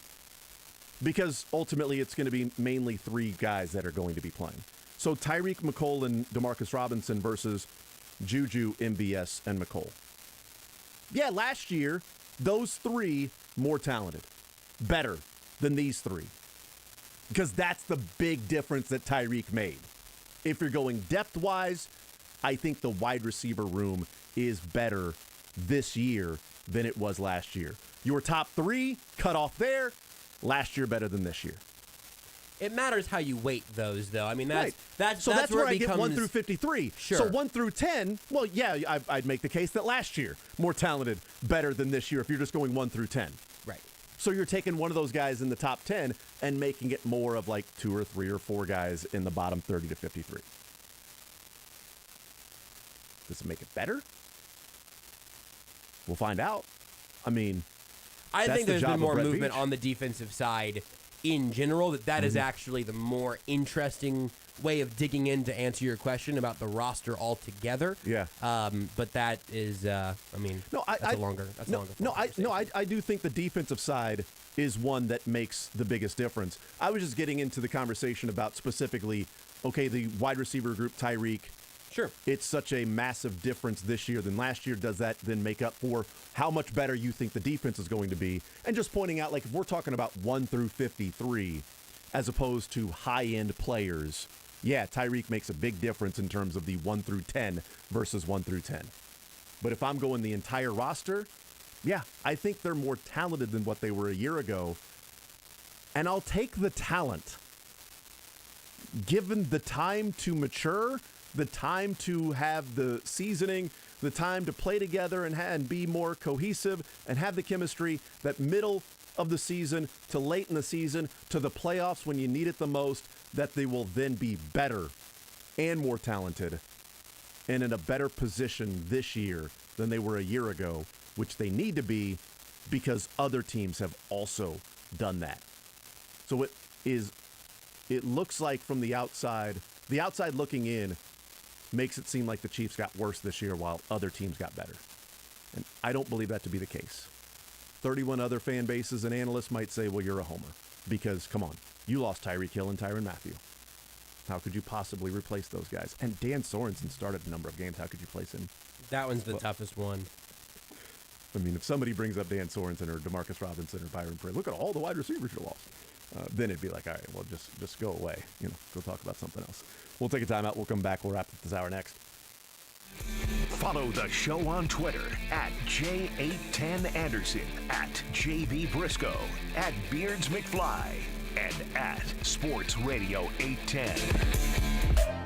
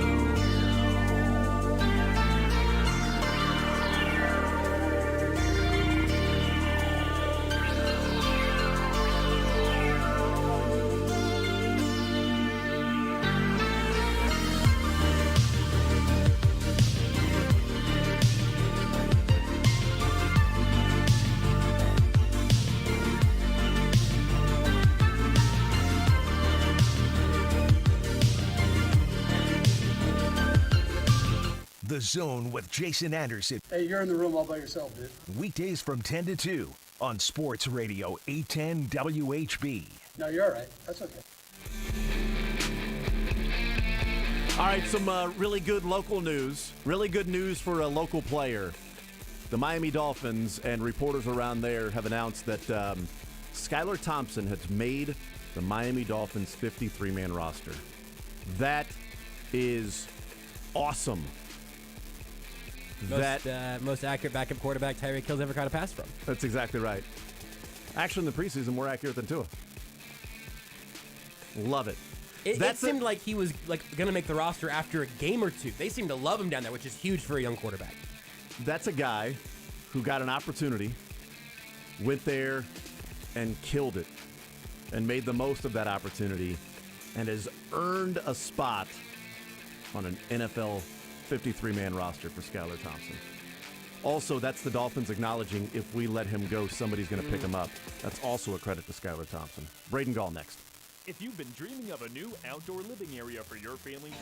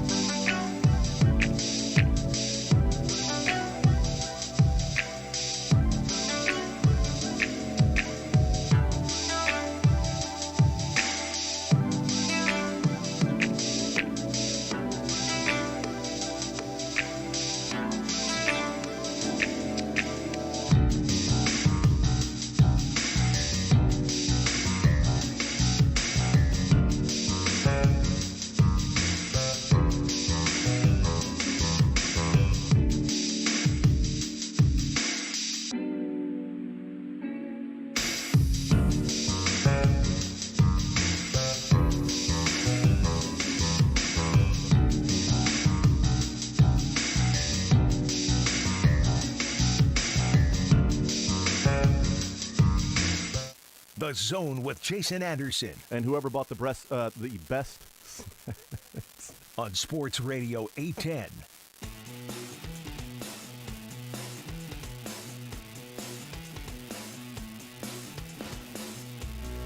All right, we continue right here on Sports Radio 810 WHB. Chiefs out of practice right now. We'll hear from Andy Reid and some players coming up later on this hour. There is news, though. Herbie Teope reporting that Chiefs have released wide receiver Darius Fountain.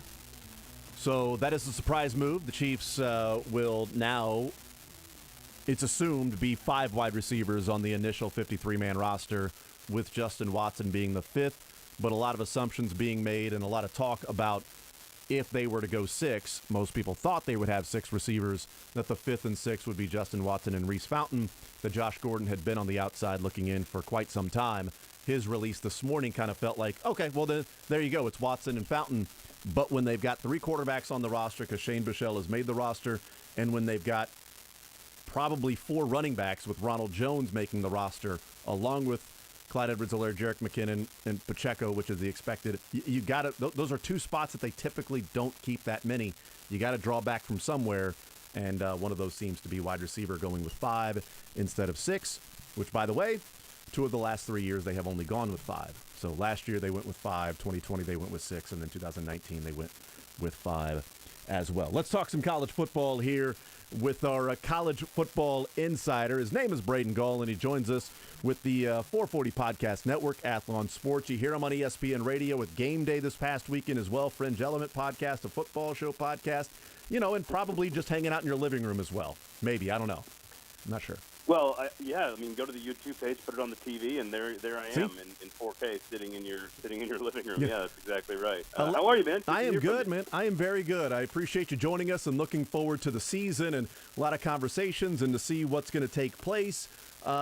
Before we get into the local schools and maybe a bigger picture sort of pick for national champion and things like that, we had a conversation on the air yesterday about Nebraska and Scott Frost and what happened over the weekend. What do you make of what's going on in Lincoln, and is Scott Frost going to make it through the season there with the Cornhuskers? So I'm not a Marvel guy or a DC guy, but I enjoy the movies. I'm not exactly sure what the multiverse is, but I feel like there are multiple versions of Scott Frost coaching Nebraska at the same time in multiple universes. I don't know exactly if that's the right way to phrase it, because, again, I am not a multiverse expert at all. But I feel like if Scott Frost took the exact same job with the exact same players at the exact same time against the exact same opponents and played the games exactly the same, I feel like he would have a much better record if he did it again. And that's not like an excuse for him at all. Like they're 5-21 in one-score games. That is a 50-50 proposition statistically over time. So the odds of you going 5-21 or vice versa, 21-5 in one-score games is almost statistically impossible. So it's just so bizarre. Like, you can take the Nebraska games out of the country, but you can take the games out of Nebraska, but you can't take Nebraska out of the games. And it's just so bizarre. Like, I don't have an explanation. There's not many hires I can remember that were more universally praised than Scott Frost going from 13-0 to his alma mater after a great run and a trip to the national championship game at Oregon. Like, there is nothing about this that sort of makes any sense. Now, I will say you're not going to do yourself any favors when you throw the offensive coordinator under the bus in the postgame when he's been there for like a day. And especially when you know what he is. When you hire Mark Whipple, you kind of know what he is. He didn't really get along with Pat Narduzzi at Pittsburgh. And so it's just super bizarre. Like, Casey Thompson looks great, and then he looks like Adrian Martinez. And you're like, what? And so and again, we'll get to Adrian Martinez in a second, because I fully expect him to do wonderful things this year at Kansas State, because he's just not in Lincoln. And there's no explanation for it at all. Ryan Helinski and Northwestern aren't supposed to be able to throw the ball for 250 yards in the first half. That's not a thing that they've ever done in the last 5 years. So it's completely bizarre. It's just one of those things where we're going to look. There'll be a 30 for 30 probably on his tenure as the head coach. But my guess is that he and Brian Harsin are racing to Tuscaloosa to be first on Alabama's Nick Saban's new passing game analyst coaching staff. Yeah, that's an interesting point. Hey, Braden, Josh Brisco. I'll let Jason handle the football questions. Great Marvel reference. The analogy was perfect. 10 out of 10. Just wanted you to know that was appreciated and well done. Oh, okay. See, okay. You nailed it. The multiverse is there are multiple Scott Frost coaching multiple Nebraska teams, but they're all the same people playing the same games with different outcomes. Is that what that means? I mean, I the only thing you're missing right now is some sort of extraterrestrial force threatening the state of Nebraska. Weave that in, and you've got a script. Yeah, his name's Kurt Ferentz. There it is. Boom! Love it. It's like the Spider-Man in the most recent one where there's 3 different Spider-Men. They all show up. Is it Spider-Man or is it Spider-Mans? This is why I butted in to make the Marvel content because I knew I couldn't trust Jason with it, and there he goes. Right. So. Kurt Ferentz is Loki, but like the more mature, more evolved Loki. Is that what it is? With like a weird sense of humor. Kurt Ferentz, by the way, super dry, off the air, great sense of humor. Very good, very funny dude. That's awesome. So yeah, I've got to figure out because it's Attorneys General. Does it Spider-Mans or Spider-Men? I mean, we'll find out. Runs batted in or run batted in? I don't know which one. Is it RSBI or RBI? Right, exactly. I'm not really sure. Braden Gall is our guest. I know this. It is a Nebraska squad that last year 8 out of 9 losses were by a score. You mentioned 5-21. It's just been interesting, and it's a good point. Universally accepted. I was dead wrong about what I thought Scott Frost would do at Nebraska, and I am shocked that year number 5 he may not make it through the season there. So we'll see what ends up happening with that.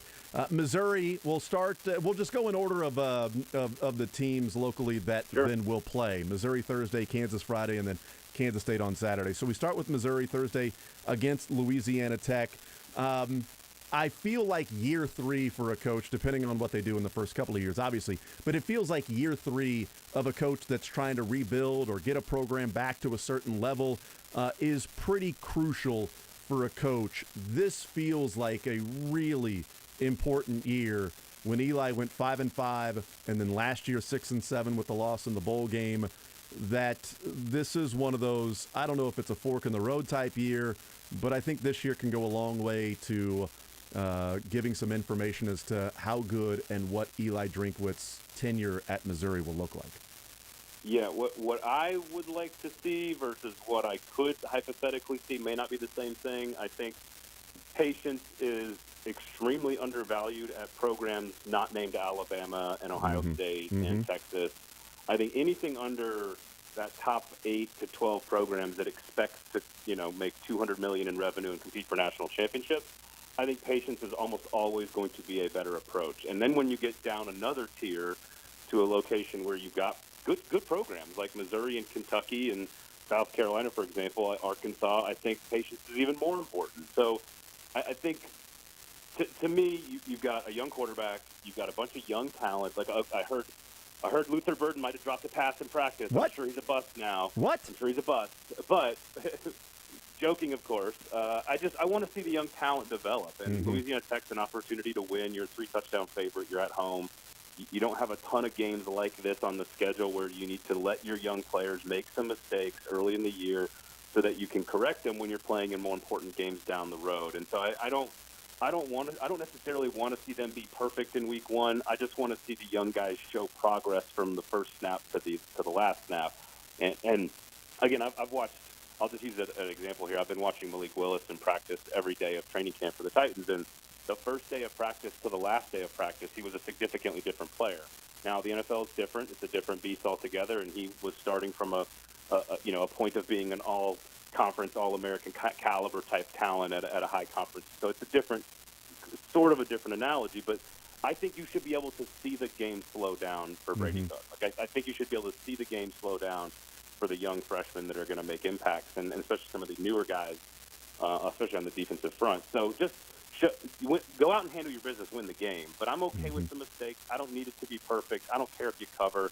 Just get the W because you don't have a lot of those on your schedule. But the key is how does it help you grow? And if at the end of the year they look different, the progress is there, the quarterback has developed, the offense looks like these pieces are all going to be here for the next 2 or 3 years to provide support, and they go 5-7, and the recruiting's solid, I think that is exactly the moment where patience is critical. And so I think that if you're losing 56-7 and there's no progress and you go 4-8 and the recruiting's not great, like then we can have a different conversation. But I think it is really important to use nuance and subtlety to evaluate guys that are in tough situations like Missouri, which again is a proud program that can be a winning program, but it takes a lot of things to go right for it to happen. Yeah, and recruiting has to be one of them. And you know, it's been pointed out a lot around here about what Eli Drinkwitz has been doing in St. Louis and around the state and getting, you know, some of those players that weren't going to Missouri over the last 4 or 5 years to then stay home and go to Missouri. And it takes some time to stack recruiting classes on recruiting classes. I would say that's the best thing going for him right now, which is a pretty good thing to have going for you, is that he's recruiting pretty well there in Columbia, because he's on his third defensive coordinator in 3 years. And, you know, the quarterback hasn't necessarily been developed. You know, Connor Bazelak sort of stalled out. Brady Cook, hopefully he improves throughout this year. And yes, they've got a guy that they have a lot of hopes for as a young freshman quarterback in Sam Horn. So we'll see. But if the quarterback doesn't develop and the defense continues to be, you know, a turnover in coaching staff and they're just sort of, you know, at 500, then at that point it's like, okay, you're recruiting well, but, you know, you got to figure something out, because what's your specialty? What are you doing well? If only there was a really high-quality defensive mind somewhere in the SEC West with ties to Missouri. If only that was a thing that they could find, that might be something they should explore, perhaps. I don't know. What do you think? I don't think so. I don't think there's anybody out All right. there like that. All right. So, you know, Nope. I All mean, maybe, Next question. Maybe they go a different. Maybe they just go. Maybe they get Andy Reid, who's got ties to Missouri and is an offensive mind. Just make it, you know, the best off, score 100 points, win 190. Yeah. You know, Yeah, you can I go love that it. route too. I love it. Visiting with Braden Gall. Over under. I'm going to ask you the over unders too. Over under Missouri 5.5. What do you got this year? I'll take the under. But again, it's all about how it looks, how the players develop. Like if Braden goes into the offseason as like an obvious first-team All-SEC player next year, or even second-team kind of deal, and if the quarterback is like clearly the guy that like there isn't a conversation about, there's a quarterback battle in the offseason, and you feel good about recruiting, that's the moment to invest. Yeah. That's the moment where you are on the edge of the breakthrough, and if you show a little bit of patience, give it a chance. That's what Kentucky did when Mark Stoops went, 4-8, 5-7, 5-7. Like that's what you've got to do if there's somebody showing progress. You've got to invest and you've got to be patient. And I know it's hard to do. It's not easy, but I think at programs like that, you got to do it. They were trying to collect money to buy out Mark Stoops in 2016. That is something that was going on in Lexington and around the state, and it was so intense that they were also waiting on the 2016 election because they didn't know what the coal industry might look like after the presidential election and how much money might be readily available or people to then give to the university athletic department to fire Mark Stoops. That's how deep it got. That East Kentucky, those East Kentucky coal mines, man. Those are awesome places to be. Yeah. And a number of years later, he's ranked in the preseason AP poll and maybe finishing second in the East this year. So we'll find out. The best, here you go, random side note along with the Marvel multiverse. The best thing to ever come out of an Eastern Kentucky coal mine is Tyler Childers' music. How about that? I'm going to take your word for it. Go look it up. Go look it up. Go listen. Tyler Childers, CHILDERS. Just thank me later, boys. Okay. Tyler Childers from East Kentucky. Braden Gall is our guest, who's in Nashville. 440 Podcast Network, ESPN Radio, game days and college football. You hear them. KU plays on Friday night. I'll get the over-under here in just a second, but there's... Over. Over 2.5? Over, baby. All right. Over. All right. Yeah. Over 2.5 for KU. So we got that out of the way. Then what's the confidence in? Is it Jalen Daniels? Is it how they ended the season? Where's the confidence in KU in the over 2.5 this year? All of that and Lance Leipold as the CEO. Like just complete and utter faith and trust. I told you guys when they hired him. I said this program is going to get slowly better every single month, every single year, and they are going to get more and more annoying every single game that they play. And sure enough, the Texas game happens, and I'm all over. Give me the over all day. Give me 3, maybe 4 wins this season. I think the Big 12 is one of the most interesting conferences in all of college football, if not the most interesting. I think from top to bottom, it is every single game is going to be fun and chaotic, and I think Kansas is now a part of that. Finally, it is not the big 9 and the little 1. I think Kansas is much closer to the other programs at the bottom of the league than ever before. They're going to win a couple games they're not supposed to. Give me the over, baby. Interesting. Okay, so they beat Tennessee Tech on Friday night. They'd better if they're going to get to 3. So they beat Tennessee Tech on Friday night, and then they got Duke at home. They got Houston on the road. That's a tough one. So Duke at home. There's number 2. There's number 2, and then find one in conference play along the way. Well, Texas at home. So there you go. There's 3. Got it. Yeah, figured it out. Vince Young's not there to run on 4th and 17. You know what I mean? Like, it's not, or was it 4th and 21? I can't remember. Kansas fans, you let me know. I don't remember what it was. Is that a bad memory? That was probably a bad memory to bring up. I apologize. Yeah, and then the pass interference in game, and you had Mark Mangino after the game and said, "You know what this is about? That's right, dollar signs." Because the Big 12 wanted Texas to win. Oh, that's right. Yeah, that's right. Dollar signs for the Big 12. So. Like, I really like Kansas State, so I'm not going to, on the road at the end of the year, I'm not going to pick that as a win. But honestly, every single game at home, with the exception of, I'm not even, Oklahoma State is a game that they could win at home. TCU, Iowa State. My point is, the entire thing is up a notch. That's the whole point. And once you get to a certain point in the Big 12, and this is the same in the SEC, or I think Ohio State sort of blows this out of the water in the Big 10 sometimes, and people always make fun of the SEC for being top-heavy, but I think 2 through 13 in the SEC is really, or 3 through 13 in the SEC is really, really balanced. I think there's a ton of balance in the Big 12. I think, again, 1 through 10 are so much closer than people think in that league. And Oklahoma State might be the 3rd or 2nd best team in the conference, but on the road against a very well-coached, disciplined team from Kansas, sounds familiar. Like, that's been happening in Manhattan for 35 years. That's what Lance Leipold is going to build with the Jayhawks. And so I guarantee you they get somebody. We'll talk once this year, and you're going to come on and go, well, you told me about this back in August. And I say, yep, I told you. Well, I like to look at schedules and what happens in bye weeks and what teams are doing the week before, especially in college. And KU's got a bye, and Oklahoma State is in Manhattan taking on Kansas State. Body blows. Body blows. See, there you go. Work the body. Eventually, in the round 8, you'll wear them down. I also really like Jalen Daniels. I think he's an exciting player, and that's where, to me, it's always been where we talk about whether it's KU or MU or even K-State, like the quarterback position for programs that aren't just going to out-recruit like LSU or Alabama and things like that. Missouri was so good in getting local guys, but they also had quarterbacks. Kansas, the best they had been, was with Todd Reesing, and they were really good. We've seen the really good quarterbacks for Kansas State throughout the years, and I know that Skylar Thompson, when healthy, K-State was different than when he wasn't healthy, and Skylar Thompson made the Miami Dolphins 53-man roster to show you how good he was. And I think Jalen Daniels is, okay, here's a quarterback, put him in place, and let him get better, and he provides a spark, and he's fun, and he can run the football, and he had 6 touchdowns, or really 9 touchdowns, and 3 turnovers in the final 3 weeks of the season. That included a win against Texas, and then the losses to TCU and West Virginia by a score. Both those games. So, and I think a couple. I know he took a couple of. He's got some Big Ten transfers, and they went into the portal a little bit. But I think by and large, they didn't go full on Mel Tucker, Lane Kiffin, Ole Miss, where they just went wholesale 22 guys out of the portal, trying to plug every single starting spot. They're bringing back more production than almost everybody in the Power 5. And again, this is probably the longest conversation we've had about Kansas football, you and I, in the 4 years that we've known each other. And it's they have 16 returning starters. That Mississippi State, NC State, and Iowa are the only teams that have more returning starters and more returning production than Kansas does. And you bake into it that they're not trying to wholesale just plug holes every single place on the roster with 30 transfers that sometimes are good and sometimes aren't. And I don't I trust the coaching staff to pick the right guys.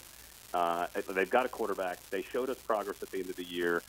To me, this is one of the easiest bets of the year, over 2.5. Interesting. Braden Gall is our guest. That takes us to then Kansas State, which I'm pretty bullish on Kansas State, and I'm liking the over for 6.5 this year for Kansas State.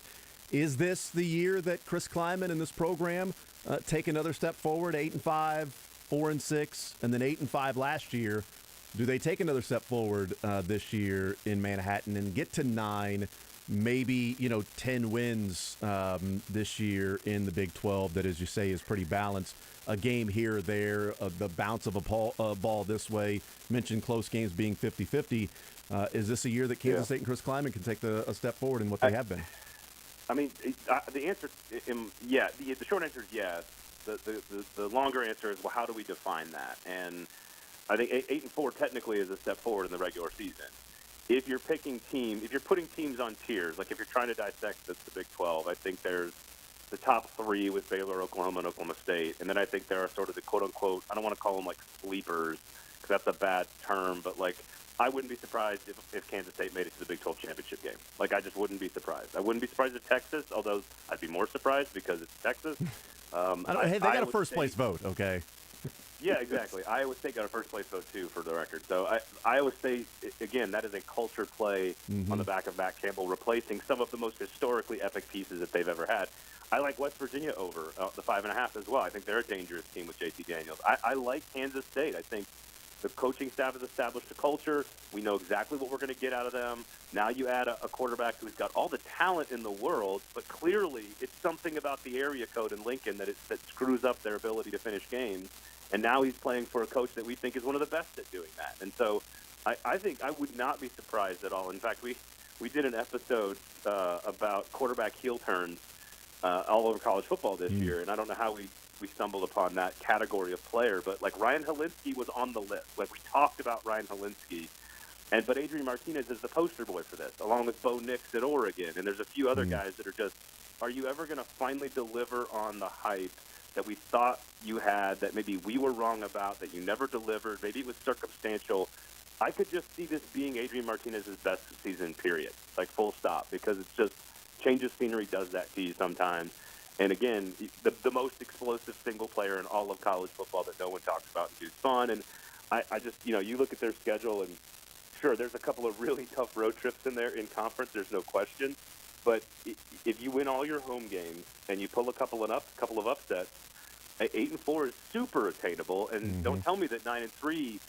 I would not be shocked if someone with 2 or 3 losses is playing in the Big 12 title game. That's how balanced the top 6 or 7 teams in this league could be. And I'll sort of include TCU, Iowa State, and West Virginia in that next group of teams right behind Kansas State and Texas. I would probably have KSU at 4 in my rankings if I was doing them right now today. And that means, to me, that means you're 1 game or 2 away from the Big 12 championship game. So, yes, I'm a big believer. And I think if fans define that, if you go 8-4 and you get to a bowl game and you're 9-4, like, is that progress? By definition, it is. Is that getting back to the Bill Snyder best game teams of all time in 98 and, 03 and, like, all these other teams with Colin Klein? Like, no. But it's still a pretty good place to be if you're Kansas State. So the heel turn with Adrian Martinez in that conversation, how good is he? How good can he be for Kansas State? Because they're replacing a guy that was pretty good for a couple of years in Skylar Thompson when he was healthy. And if you're talking about a game here or there, a play here or there, that can come down to quarterback play or making the right read or throwing the ball in the right position or not fumbling the football or just simply being someone that escapes the pocket that should have been a sack. And all of a sudden it's a big play and you win the game. So how good do you think Adrian Martinez is? Was he just overhyped and maybe what he got in Nebraska is just who the guy he is? Or is there another level that maybe Chris Kleiman can get out of Martinez? I mean, I would like to believe that there's another level there because it just kind of it was just flash, flash, flash, interception, flash, flash, flash, poor decision, flash, flash, flash. And a couple of those games were bad decision making on Scott Frost. At the end of the game, I want to say it was the Illinois game a couple of years ago where they just were doing stupid things at the end of the game, and you're like, why are you calling pass plays when you're up by 3 with 1.5 minutes to go? Like, and it's one of those things. But at the end of the day, Adrian Martinez is probably going to end up with 10,000 passing yards and 3,000 rushing yards in his career. Like that's stupid production for a guy that we all think is kind of not very good. So I think he's got tons of ability. I think he's going to have his best season, and if he does, then I think that his ability. Like, your question about Thompson is interesting because it's more about availability with Thompson, and then it's like, can you handle the mistakes with Martinez versus the injuries with Thompson? And that's kind of the trade-off here. You're getting a similar player, although I would argue Martinez has far more talent, just pure athletic ability in general. I don't think he's as accurate a thrower, but I think he makes up for it with a lot of other stuff. So if you can handle, if Chris Kleiman could just coach out just a couple of mistakes a year, I think he's better than Skylar Thompson and has his best season and puts his team in a position to challenge in a couple of different games where they're going, man, if they win that one and that one, they're in the Big 12 title game. And is he good enough to win those games? That I don't know. That's the fun of the game. That's the fun of college football. That's the fun of a fifth-year player or a sixth-year player who has this sort of narrative about who he is, and then all of a sudden nationally with a lot of people like me, and then all of a sudden we get to see this different person. And Ryan Helinski just did this. 5-star recruit going to South Carolina, went to Northwestern, wasn't successful. And we, on our show, we were like, is Ryan Helinski going to be able to do this? And we're like, well, he hasn't shown us anything. And then he throws for 300 yards on like 38 attempts against the Nebraska defense, and they win a game. And you're like, where did that come from? So there's a lot of guys like this in college football. Graham Mertz is another one at Wisconsin.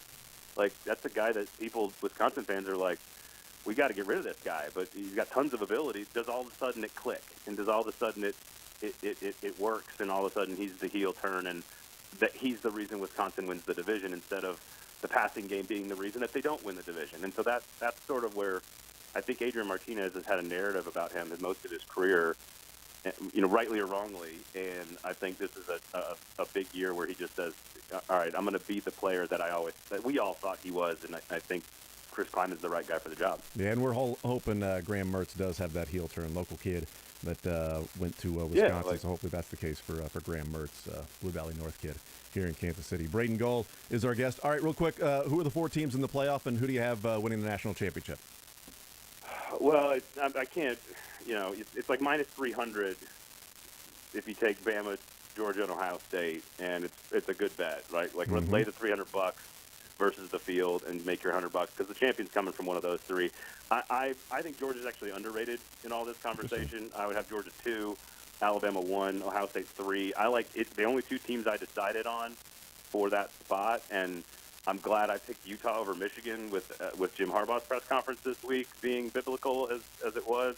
I think Michigan is really, really good. Their schedule sets up really nicely. They do have to play at Iowa in the middle of the year, but otherwise they get every major game at home.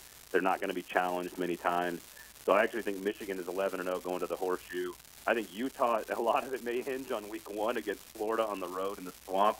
I think Vegas is telling us that people think Florida is better than better than they think, that bettors like to gamble on the SEC at home. And I think Utah goes in there and punches them in the face and shows them exactly what they're made of. And I think they cover that spread. I think Utah, that gives them a game to lose somewhere in the Pac-12. And as long as they finish the deal and are 12-1 champs, I think they get in. So I'll take Utah. I think Georgia and Bama play twice. I think Georgia beats them in Atlanta, and Bama beats them in the title game. I think it's the opposite of last year, and I think Bama wins the national championship, which is obviously going out on a limb and being very contrarian. Wow. Hot take here. Bama wins the Natty. Sorry, boys. Really interesting. Okay, well, we'll see. Yep. If that's right, we will give you full credit that you called it way back on August 30th. So good for you. But here, I will say this. My advice to college football fans is forget about the national championship. Like, just don't focus on it until it's like here, because I think we're in for one of the best seasons we've ever had. Again, the Big 12, top to bottom, is spectacular every Saturday. The Pac-12 is going to be so interesting every Saturday. There are 3 or 4 conference championship contenders in both of those leagues. The ACC is completely wide open. You could have 5 or 6 teams at the top of that league making it to the championship game. After Ohio State, the Big 10 is absolutely fascinating. And the SEC, Georgia, Bama is fun, but also, again, A&M, Arkansas, Ole Miss, Mississippi State, LSU, Auburn could all be better this year. Kentucky, Tennessee, South Carolina, Missouri, like it's as balanced and as fun and as unpredictable a state that this sport has ever been in. And if you turn yourself into a casual fan, you're going to lose sight of all the awesome stuff that happens. And so don't be a casual fan, be a diehard, and embrace all the fun that's going to happen beneath Alabama, Georgia, and Ohio State. Just block that all out until the game happens, and then when they play, you can enjoy the game and have a party. But I think every Saturday is not about them anymore. Every Saturday is about all the other cool stuff that happens. Iowa State, and the Kansases of the world getting better. And, like, that's what this game's all about. That's why I fell in love with it. I think it's going to be one of the best years we've ever had. Braden Gall, 440 Podcast Network. You hear him on Saturdays with ESPN Radio, College Game Day, Athlon, Fringe Element Podcast, Football Show Podcast as well. Braden, you're the man. Appreciate it as always, sir. Looking forward to our conversations throughout the week, and we'll have some games to break down and talk about after week 1 with the local schools. Thank you, sir. Yeah, can't wait, man. Always a pleasure, dude. Absolutely. There's Braden Gall. Great stuff, as always, from him. And again, Saturdays, college game day, you're driving around listening to 810, and you hear Braden Gall and Trevor Matich throughout the day, bouncing from game to game and keeping tabs on all the different games. Easier this past Saturday to do that, as opposed to what this Saturday will look like when there's all these different games going on and having to keep tabs on everything there. So good stuff from Braden Gall. He's got the over on Kansas State 6.5. He's got the over on KU 2.5, and he's got the under on Mizzou at 5.5. Interesting. That would be quite disappointing for Mizzou if Eli Drinkwitz ends up with only 5 wins this year. If he's 5-5, 6-7, and then 5-7 after 3 years, that would be highly disappointing. We'll take a timeout. We'll come back. We'll continue rolling. We'll hear from the Chiefs maybe coming up in about 20 minutes or so. More Zone next. Want to see more of The Zone? Watch the show live on the Sports Radio 810 WHB Facebook, Twitter, YouTube, and Twitch.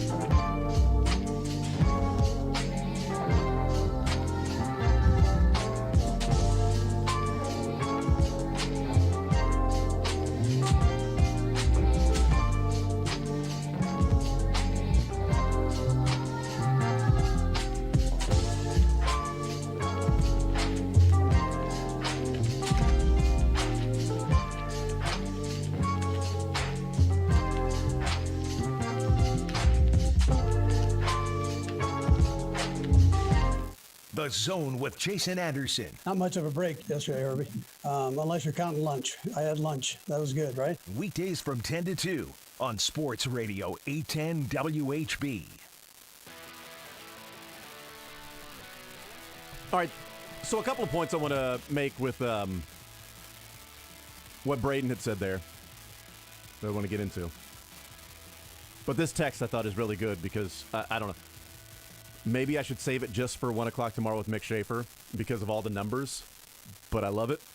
This text says, talking about the wide receivers when we went 1 versus 1 all the way, 2 versus 2 all the way 1 through 6, right? Now it's 1 through 5 apparently without Reese, but stay with me. Text says, last year we had 1, 3, 5, 5, 6. This year we have 2, 2, 2, 2, and a 4. Mm-hmm. 2021 totals 20. 2022 totals 12. The lower the better. I think there's some friendly math, but I like the attempt. I love just trying to make them all numerals. I love it. I think that's good. Yeah. Mick Schaefer like, what's that? Sorry, I wasn't listening. You lost me at number. We got to get Mick a little abacus. Yes, you lost me at number. Braden Gall, Bama over Georgia. You heard it here first. He's like, I know I'm going out. The shocking opinions you come to this show for. That's right. But how about the, we'll get to KU over under 2.5 in a little bit. Over! Take the over. Run. Passion. Take the over. Run. Make sure you get it in before Friday's game starts, Friday night for KU. Make sure you get the over on the 2.5 for KU and the over on K-State as well. So for some, the local schools, a lot of intrigue there. And of course, it's just a mindset when you watch college football, right? Like in the NFL, we're watching because the Chiefs can win the Super Bowl. And like half of the league at minimum believes they can. Mm-hmm. Might be 20 teams really think they can win the Super Bowl this year. But how many actually can win the Super Bowl this year? 5 or 6? You want to really loosen it up and loosen your one team, your Bills? belief? I don't know. I'll get you the number. Just one team. More you than can have multiple Super Bowl winners. Great point, Beards. Thank you, Beards. We needed that. You're welcome. I just thought that was a fascinating way to look at it from Braden. Where, if you are spending your time thinking about being a championship contender, sorry, you are playing on a different level of football. There is one minor league in all of American football, and it's Alabama, Georgia, and Ohio State. And every once in a while, maybe Michigan can get to the conversation. You have some other teams that kind of touch there, but usually it's 1, maybe 2 teams wide. It's Alabama, and everybody else is kind of playing a little bit of a different sport. It would be more fun if we just had promotion and relegation like soccer, because at least you would know what you were playing for if you were a Big 12 team, like any of them. Mm-hmm. Yeah, I mean, it's because I'm not watching the college football season and saying, well, you know what, if a couple of things go right, Missouri could win the national title. Like, get in the playoffs and maybe win the national title, that'd be awesome.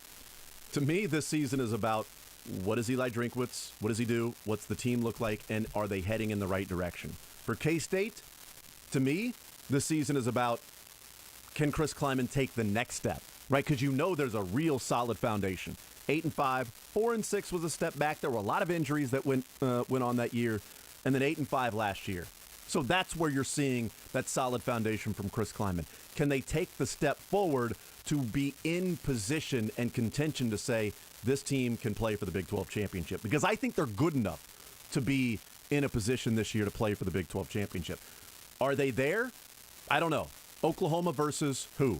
We'll find out in the Big 12 championship. And KU, there's a lot of hope and optimism, and maybe this is damning with faint praise because of where they were, hope and optimism that they can take a step forward and win 3 games.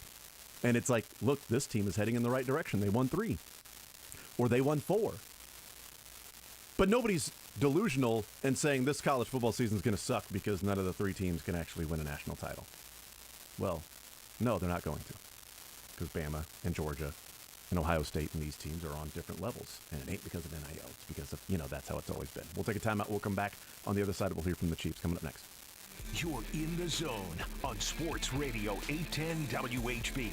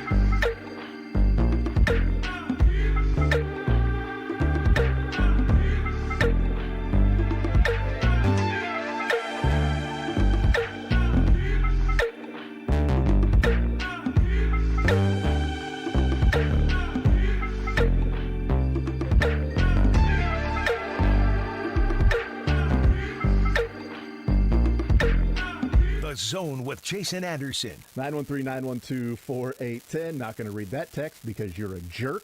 Weekdays from 10 to 2 on Sports Radio 810 WHB. All right, so we'll hear from the Chiefs coming up here in just a second. We guessed that it would be Justin Watson and Colin Saunders and Reese Fountain. Are those the guesses that I had? No, Justin Watson, Trent McDuffie, there it is, and Colin Saunders were the three that I guessed. And you went with who? I loved Watson and Saunders, and Right. then I thought Noah Gray Noah could Gray. be the Yep. little curveball. You Yeah. ever had hiccups on the live radio before? No, I have not. Never? But now we this know is that like you the have. fourth time that it's happened to me, and this is the least stressful because I know you'll do most of the talking. In the last hour or just in your career? No, in my illustrious career. Very good. There have been times right at the top of a break, like at the top of a segment, coming back from break, get that first hiccup. Yeah. You can't. There's nothing you can do. Right. You just have to ride the cough button and try to Get through it, man. try Just to time try it to out. get through it. In this case, I'm just going to hiccup in the background, be like the number Don't do 8 it. thing. No, I'll just do it for you. Just go ahead and hit the cough button. Sure, That'd be great. I'll Hit get there. Cough button, hiccup button, whatever it might be. Yep. So we did get one right. We got one right of who's going to be talking today. That's Andy Reid. So we nailed the fact that Andy Technically, Reid wasn't even on our list. is going to be talking today with Sky Moore and Nick Bolton. So we will hear Andy Reid, Sky Moore, and Nick Bolton. And I also wanted to pass this along, and it is, I just had it. There it is. So, Darius Fountain was released by the Chiefs. And that's unfortunate. But about 10 minutes ago, this tweet, he quote tweets Nate Taylor, and Nate Taylor's tweet from 4 hours ago that said that, Blake Bell is going to make the initial 53-man roster, then be placed on the IR while he continues to recover from hip surgery. Shane Bichelle has also earned a roster spot. Darius Fountain tweets that, quote tweets it, and says, "This dead ass just put a huge smile on my face," huge in all capital letters. "From that day I worked out at his pro day for him, I knew Shane was special. He earned the right to be here. I'm rooting for you, brother." A gold heart, a red heart, and a fingers crossed emoji for a guy that just got cut. Like less than half an hour, I think. Then after his release was like breaking news. Mm-hmm. Little quote tweet for the quarterback he caught a lot of passes from. So I'm getting choked up. No, it's awesome, man. It's really, really, really, really cool. Now maybe Fountain, like a good teammate. Maybe Fountain was told, "Hey, when we put Bell on the IR, you're coming back," or, "Hey, we're releasing you. You know the deal. We want you on the special. We want you on not special teams. But we want you on practice squad. We want you to be around. And you know what? If you catch on somewhere else, awesome, man. Go kill it because we think you're really good. It's you or it's nobody else. You are going to be the sixth receiver. It's a numbers game. We want you on the practice squad, and maybe that's part of it. But even if it's, he didn't make the initial 53-man roster. Like, he got bad news today. And his first tweet upon getting bad news is being incredibly excited for Shane Bichelle, who got good news. Yeah. It's That's really a guy cool. that's easy to root for. Absolutely. And also, Sam McDowell did tweet earlier Yep. that the Chiefs are just keeping 5 receivers, which is what we assumed. He didn't get his roster spot taken by Cornell Powell or whoever. Mm-hmm. We can also safely assume the rest of those receivers aren't going to make it. Yeah, that it's going to be 5. But McDowell also just tweeted a second ago the Chiefs have cut safety Devin Key. He was listed as one of those guys not at practice today. Not super surprising. Yeah. Could be a practice squad guy as well. But yeah, to your point, I saw that Fountain tweet when you were It was awesome, talking to Braden, man. I think, and just a really cool moment and something that we I'm going to get to this point and then I'm going to stop. Looking forward to it. Me too. This is one of those moments we don't get to see very often from inside the locker room on a day where hundreds of players are losing their jobs. I'm fighting through, man. How many shots have you taken today? Are you drunk? Not enough. I wish. I wish I had I'm just more. saying that, like... My apologies for to Darius Fountain for doing this during your segment. Sorry. Hey, listen. Listen. I wish I knew why. I wish I knew why this happens. Hey, listen. Hey, Josh, come on. Let's walk away. No, I just want to talk. I want to talk to a pretty girl. I just want to talk about the wide receivers. I just want to talk to a pretty girl about Reese Fountain. I just want to talk to receivers. You know Reese, City of Fountains. That's what I'm talking about. Hope he stays in the city of fountains. That'd be cool. Anyway, it's very cool. Cool. Awesome. I'm going to go put some peanut butter on the roof of my mouth. Glad to hear it.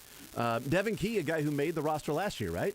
Or practice squad. I can't remember. Did he make the roster? I don't think he did. He definitely wasn't on the active roster the majority of the year. Because he was... Did he play in week 1? I think he may have played in week 1 because Tyrann Mathieu didn't. Because of COVID. That might have been right. He sat out. But yeah, Devin Key a year ago was the camp darling. and released. And, he may be practice squad guy. They like him. They kept him around all last year, whether it was 53-man roster or practice squad, so might be the same thing. But there were a number of guys that were listed as not out at practice today for the Chiefs. And Michael Burton's is a father now. Newborn girl is why he was not at practice today. Okay, so that makes sense. I don't know if he is a first-time father or if he is once again a father and has other. That I did not get that deep on the fact checking. But Michael Burton, birth of a child today. I almost got to the end of a sentence. You just want to be subbed out here for a little bit and go. Well, you keep asking questions that I know the answer to. So why don't you ask something about the Royals minor leagues? Pretty sure I didn't ask that question. I was just simply saying that Devin Key was one of the players that were listed as not at practice today, and then you came in like the Kool-Aid man. Oh yeah! Hey Beards, Michael Burton's a new father. Don't worry, yeah! Don't worry, I got this one, Beards. You're listening to Sports Radio 810 WHB Kansas City. Nice job. Well, you're going to ask me all these questions. I'm going to let you know about Michael Burton being a brand new father. Well, you hadn't mentioned it yet. Well, maybe I was getting there. I don't know. Hard to say. Maybe I was trying to say. Sorry, man. I followed the fullback. That makes total sense. In every sense of the phrase. Yes. So Michael Burton excused from today's practice. He is celebrating the birth of his newborn daughter this morning. So congratulations to the sausage. Nope. Excuse me, to the brat. That's what the program's calling him, and I like the nickname. I like the nickname the brat. I call him Furious Bert. I thought he was the Greek fullback. That doesn't make any sense. Is that not the Italian fullback? We're not going with that one? The fullback nightmare? I keep trying to call him Chins, but it doesn't make any sense. Why aren't they calling Michael Burton Vincenzo? It's an ironic name for some reason. But all the nicknames that are out there, some that stick and some don't, I think the brat's a great nickname for Michael Burton. But he's not the sausage. So, yes, that's why Michael Burton missed practice today. Frank Clark was not at practice. I'm assuming that has nothing to do with whether or not he's on the team. Boy, that would be a surprise roster move if that was the case. I doubt it. But like Reese Fountain, Devin Key, Michael Burton, those guys were also not at practice. So we'll hear from the Chiefs coming up here soon. And Andy Reid will certainly be asked about Shane Buechele. That Patrick Mahomes, Chad Henne, and Shane Buechele. The reason why you went with 3 quarterbacks this year, and I only went back to 2018, and this is the first time they've kept 3 quarterbacks. That was one of them was not an IR guy. There wasn't okay, we're putting this guy on the IR, which was Chad Henne. In 2019, got injured. They had Matt Moore. All 3 made the initial 53-man roster, and then Chad Henne went on IR, and they had 2. Why now? Why this year are you keeping 3? And if Shane Buechele's that good, what's the point of having Henne?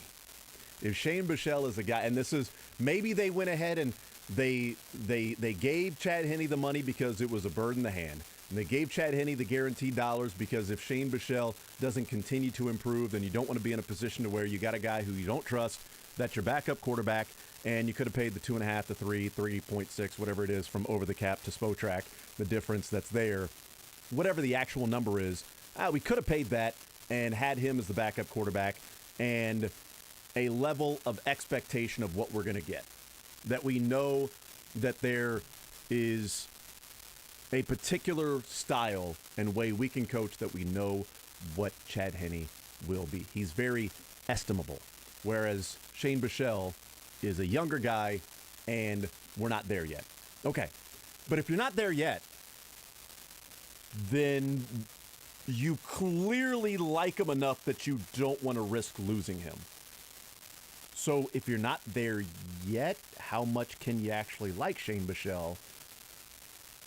Or is it just they think he's another gonna get year? there, right? Like you can't microwave a quarterback. There's my short version. Right, but I mean, I genuinely, you can't have 3 quarterbacks on the roster and one of those backup quarterbacks making like 3.6.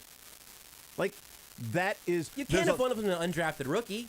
The financials of this I don't think matter. I don't think the financials of this are that interesting. I think the roster spots kind of are. I think it absolutely matters. Do you think it matters if it's just Chad Henne and not Shane Buechele? Shane Buechele's like $800,000, moves the needle for you. The Chiefs will have more than $800,000 or whatever, just kind of at the end of their salary cap this year. Well, that's fine, but it's nice if they have $3 million along with that at the end of their salary cap, because they can then roll it over next year, because they don't need to be in the business of a $3 million backup. And if Shane Buechele so your issue is with Henne, though. I'm saying Shane Buechele's $825,000 is Jody Fortson, DiCaprio Bootle, Azur Kamara. Yeah. It's as little as you can make, except for being a rookie. No, my point being is if you're going to pay $3 million for a backup quarterback, you don't need then 3 quarterbacks on your roster. Shane Buechele's on the other side of the top 51 cutoff as of right now, just FYI. Yep, that's fine. But if you're going to go with somebody, if you pay somebody $3 million to be the backup, you don't need 3 quarterbacks on your roster. When you've got Patrick Mahomes and... They're different roles, though. I mean, look, I think the Chiefs have told you explicitly, we do not want to have to play Shane Buechele in a football game in 2022. They don't want to have to play any quarterback not named Patrick Mahomes in a game in 2022. Yeah, the question is, can you get away with 1 or 2 games with Shane Buechele as opposed to Chad Henne and save the, $2.5 million, whatever it might be, depending on what they're actually paying Chad Henne, which is, a discrepancy between over the cap and Spotrac. I just think when you get into the business of Patrick Mahomes making as much money as, and I think Brett Veach has done a lot of really good things, and this roster, again, to me, is more talented than what it was a year ago. The next step is going to be having a backup. Maybe next year, that's Shane Buechele, and this is the final year. And as I said, it might have been the offseason where they told themselves, we're not there yet with Shane. We'll bite the bullet, pay the $3 million for Chad Henne to be the backup, understanding that we'll have multiple guys there backing up while we continue to develop Shane Buechele. Okay, I get it. Point being, they're going to have to get into the market eventually of not having a $3 million backup. Maybe that's Shane Buechele next year. It's money that can be used elsewhere, better allocated in different places, rather than have $4-something million for a backup quarterback. Combined with Henne and Buechele. They're paying Laurent Duvernay-Tardif $2 million this year. I mean, Right, but that was based on a contract that was signed. For sure. No, I mean, dead money is bad. Anthony Hitchens is more than 4. That's bad. I get that that's bad. But right now, I don't know. I think that as a cost of a couple $1 million to know that you can put an adult quarterback in the game who can win you a game if you play a decent team. Is Buechele is he a teenager? No, is he an adolescent? Still, yeah, I mean he is in the quintessential developmental third quarterback role that I don't think actually exists as often as some people think it does. But I think Teicher said this morning. The Chiefs like what Chad Henne has been to Patrick Mahomes. Mm-hmm. I'm wondering now if Patrick Mahomes likes what Shane Buechele can be to him. Very different roles, obviously. Your older mentor versus the guy that's even younger than you. But I just kind of think they like the quarterback room, and if that costs them $3 million to keep that gang together for one more year, and then I would say theoretically next year, if you think that Shane Buechele is ready next year, then you let Chad Henne ride off into the sunset. I think this could be the sunset year for Henne. But I'm not bothered by them all being on the salary cap. I'm a little surprised about the roster spot. I think that's noteworthy. But like Teicher said, maybe Shane Buechele's on this roster for about 4 days, and then all of a sudden teams say, you know what, our active rosters are full. Yeah, could be. And then absolutely to the practice squad. Very well could be that, and that might be the scenario and reality in a few days. It's obviously nitpicking that we're getting to this point because as we're talking about the 5th and 6th receiver, it's been so as long we since talk we've had about real the football. 5th and 6th cornerback, as we talked about whether they go 4 defensive tackles or 5 defensive tackles, who are the 8/9 offensive linemen, like the backups, the reserve roles, the 4 running backs, 3 running backs. Those are the things we're talking about because of the job that Brett Veach and the front office and the coaching staff have done in putting together a roster. That those are the bigger questions, not who is going to, like Miami right now, put Byron Jones on the PUP list. They're wondering who their 3rd cornerback is. Like, who is going to start when they go to, I'm using air quotes in today's football, a sub package, when you bring in an extra defensive back, which is really kind of the base package now. Who's going to be out there? That's what Miami's dealing with right now. The Chiefs are saying, are you going with Watson or Lamons? Names that we will not say for the large part of the remainder of the season. At the 5th or 6th spot. So it is a credit to what the front office has done. So it is absolutely nitpicking just saying that with Mahomes and the money he's making this year, which is $36 million against the cap, and then next year's $47 million against the cap, that any place you can find some money here or there that you can reach into the couch to grab out, $1.5 million, kind of like, Elon Musk's couch. You reach down and like, oh, there's that $1 million that I was missing the other day. Oh, and my sandal. There it is right there. Found it right in the couch. Potato chip. What the heck? So anything like that. They had to make a decision with Dustin Colquitt that he was like $2 million or whatever it was. And they said, we're going to go with the younger Tommy Townsend. Punter is different than, quarterback, but that's also main punter versus backup quarterback. But they made that decision that, we've got to move on from Dustin Colquitt. We're going to bring in Tommy Townsend. We think he's pretty good, and he's not nearly as much money as Dustin Colquitt was. And I think one of the next steps is that with quarterback. So we'll see how long Bichelle's on the roster. They clearly like him, and I think next year it'll be Patrick Mahomes and Shane Bichelle. What will be kind of interesting is if they try to move Bichelle and somebody tries to claim him, or they've got to ride with 3 quarterbacks all year long on their roster. The part of this that I think is the most stimulating, if you're looking at it from the Chiefs' perspective, is what has Shane Bichelle done that has made them excited enough about keeping him around to be willing to say, hey, Reese Fountain or Danny Shelton or wherever the roster squeeze will ultimately really be. It seems like receiver's a pretty good case for that. Yeah. What have they seen from Shane Bichelle that has them at a high enough level to say, hey, look, we're not sure you're ready for prime time right now. If Chad Henne needs to go out there and win us a game and run this offense, we really got to keep that in mind. It is about, hey, how much of Andy Reid's offense have you downloaded and are you ready to spit back out? I think Chad Henne is still going to be at a much higher level at that than Shane Bichelle is. But what have they learned about Bichelle over these last couple of years to say, hey, you know what? Not only are you worth having around during training camp, that's been true for a lot of guys. They've gone from Jordan Ta'amu and was there a Shermer? Or was a coach? It was a Shermer a couple of years ago. Kyle Shermer? Kyle Shermer, Pat Shermer's son. You get your Dustin Crum and a few other guys like that.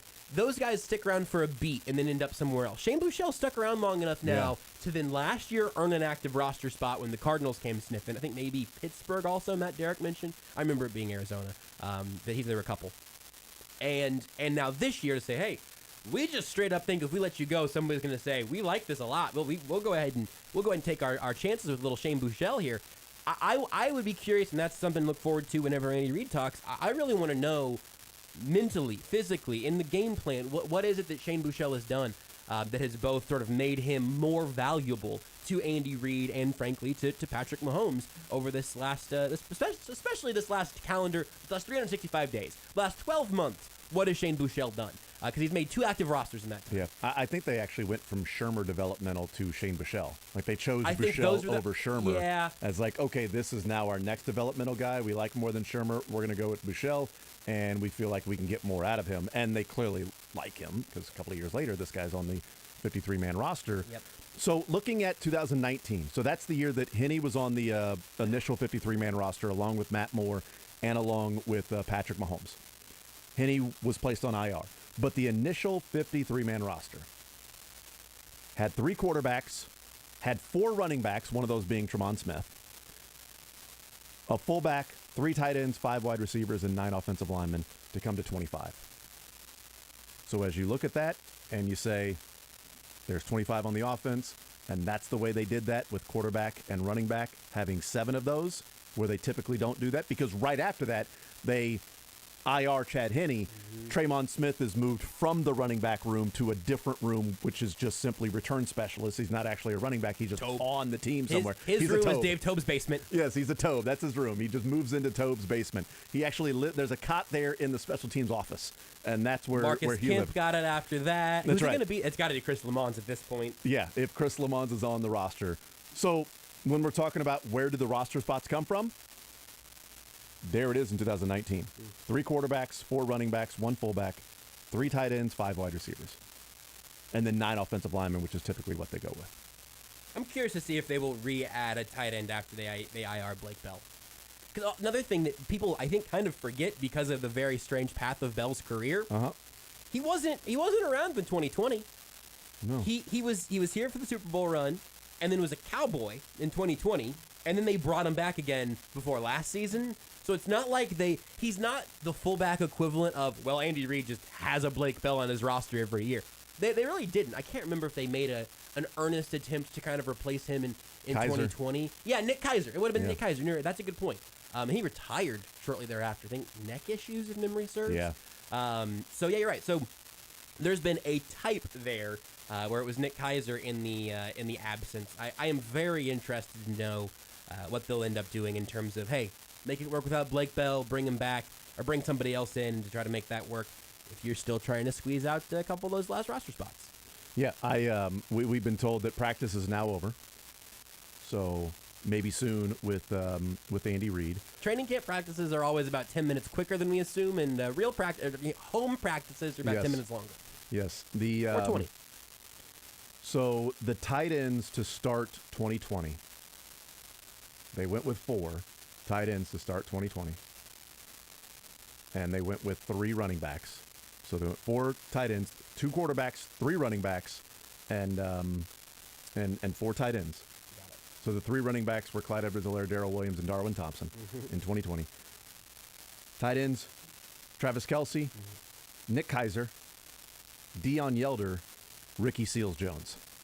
What year was that? 2020, 2 years ago.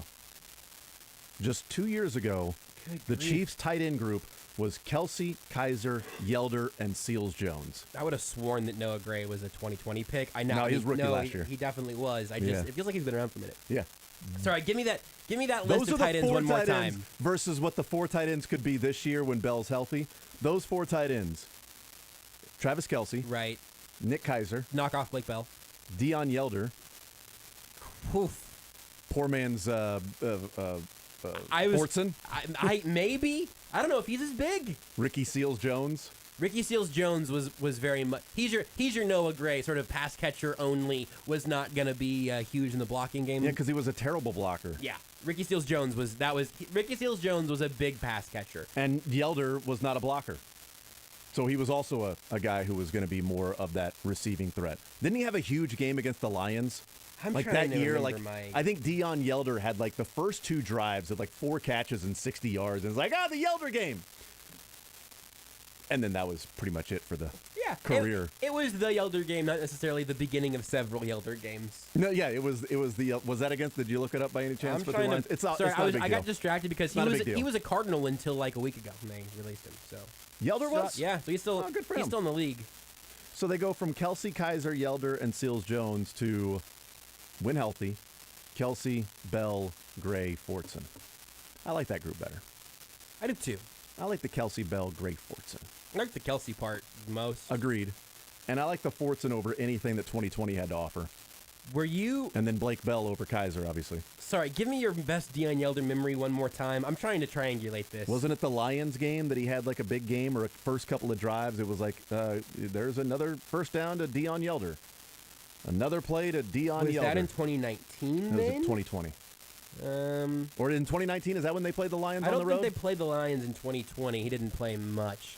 I'm on it. Deion Yelder beat is mine. Okay. I think he was on the team in 19. I think he had a Super Bowl ring. Chiefs. Yeah, here we go. Good for him. So game logs. Detroit, career. two receptions, 43 yards. Like I said, first couple of drives, it was on 5 offensive snaps. See? He got in there and had those big plays early in the game. I'm pretty sure they're the first couple possessions, Deion Yelder again. Deion Yelder. And then they went on to win the Super Bowl. And then he had 1 catch, 7 yards the rest of that season. This is going to sound sarcastic, Please. but I which has never stopped me before. Yeah, go ahead. I love the role player who gets 4 catches in a season and has a Super Bowl ring just as big as Patrick Mahomes is. I genuinely think that rules. I think that's so cool because it is such a good representation of that tweet from Reese Fountain we were reading earlier to the practice reps, to the scout team and the practice squad, all of that stuff. I like that Deion Yelder has a Super Bowl ring that's the exact same size as Patrick Mahomes' Super Bowl ring. Deion Yelder has been on the Chiefs roster for 8 playoff games with the Chiefs. Hold on. That's crazy. Yeah, but listen to this, though. That's not even the best part. Deion Yelder might be my new favorite tight end. In those 8 games he was on the Chiefs roster, his total playoffs, 1 catch, 11 yards. Ring. He gets a ring. Yeah, I didn't get a ring. But Deion Yelder, 1 catch, 11 That's yards. your guy. That is my dude. Also went to WKU, just like Wifey. 1 catch, 11 yards, Deion Yelder in the house. You're the Deion Yelder of your high school. That's what everybody says. Everybody, even back there, like, man, you remind me of Deion Yelder. Who's that? The 3-year-old. Yeah, right. barely born. Guys who He's gonna be about 6'4", 250 though. Yeah. All right, cool. He's 27 years old right now. I have some breaking news. Can I get the breaking news, Sweeper Beards? And by the way, that 1 catch, 11 yards was against Houston in the divisional round in the big comeback. So there you go. It's vital. Here's Andy Reid. Breaking news. Like a normal week, with the exception of playing the game and the mock game tomorrow. The players will have tomorrow off. Again, Blake Bell, Chenal, who is now in the concussion protocol, Frank Clark, and who's sick, and then Herring didn't practice. Everybody else practiced and did their thing. So, listen, till we meet again, I look forward to it. Go ahead, fire away. Oh, really? Okay. You're about an hour and a half away from the roster having to be set. What's your message to some of the players, who will not be coming back and will not be glad they are coming back? Yeah, so the guys that aren't coming back, and right now you don't know who's going to go and who's going to stay. So, but we appreciate all that they've done for us. It's always a tough day today. So, and we're right in the middle of this thing. So we'll have to. I'll get you more information later on what's going on. But these guys busted their tail, and you want them to have a chance to hook on somewhere else, or have the opportunity to come back here. Last week you had mentioned keeping the options open for Blake Bell. Is he still a candidate for going into the reserve? Yeah, there's that chance. That's one of the things that we're working through. But yeah, there's that. Maybe why didn't it work out for Josh Warden? Yeah, listen, I'm proud of Josh and for all that he did. Real pleasure to have him here. There's a chance, that he potentially is back here. So if it doesn't work out somewhere else, but just from a football standpoint, but also even the bigger picture of things, he really did a heck of a job. How much more important is the practice squad becoming with the standings because of COVID and staying this way for you guys than it was when you first started having the practice squad? I think the number was like in half of what it is now when I first got started in this thing. So, to have that many guys and not that much opportunity for players out there, I think is great. It also allows you to keep these guys in football shape and caught up on the mental part of the game. They sit in all the meetings, and so it becomes an important part of it. We appreciate the league doing that. Yeah. And honestly, it's been a great job for these guys too. The salary is way more than it was before. I'm sure it's not peanuts, for sure. It's not bad. Yeah. Good way to go. And they're all trying. The one thing they have to try to keep getting better. I mean, that's one of the things. But we've always had pretty good guys in it. You mentioned treating this week like a normal practice week. And with this new schedule being different, if you have practice time after the preseason, is this still for you training camp? I mean, are you still doing installs, or is this where you moved on more game planning and preparing for season? Yeah. No, it's training camp because they don't have a game to go on that counts. But at the same time, you're trying to prep them for what they're going to have coming forward. I mean, all the way down to practicing the practices and making sure that they have a taste of what they're going to have next week once they get ready to play Arizona. How much of the latter end of the preseason did Ronald Jones' case kind of help it and maybe practice? Yeah, I thought Roger did a nice job down the stretch, and what he's capable of. Matter of him being comfortable in the offense, throw a lot at the running backs, and he looked like he was starting to get it down the stretch there. So, good football. Coach, you guys drafted 10 players. It appears the majority of them will make the opening day rosters. What have you learned about that group, and how how do you feel about maybe the roster being a little younger than it's been in years past? Yeah, I've never gotten caught up in how young or how old the guys are. As long as they can play, I'm good. And so I like this group. I like the way they went about business up in St. Joe and then carried it over here. We didn't have a big letdown on the move back, which can happen sometimes when you influx of young guys.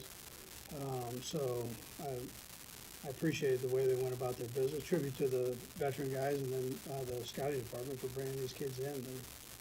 I'm sure, A couple more, John. Hey, Andy, what's been your impression with Shane Buechele this camp? Yeah, Shane really is coming off a pretty good game now, that last game. Did a nice job with that. And he got a lot of reps. I want kind of set it up that way, right? To give him an opportunity to grow, which I think is important through these first few years, especially if you're not playing during the season much. So, but I thought he did a good job with that. Anybody else? You good? Good? All right. Thank you. Yep, thank you.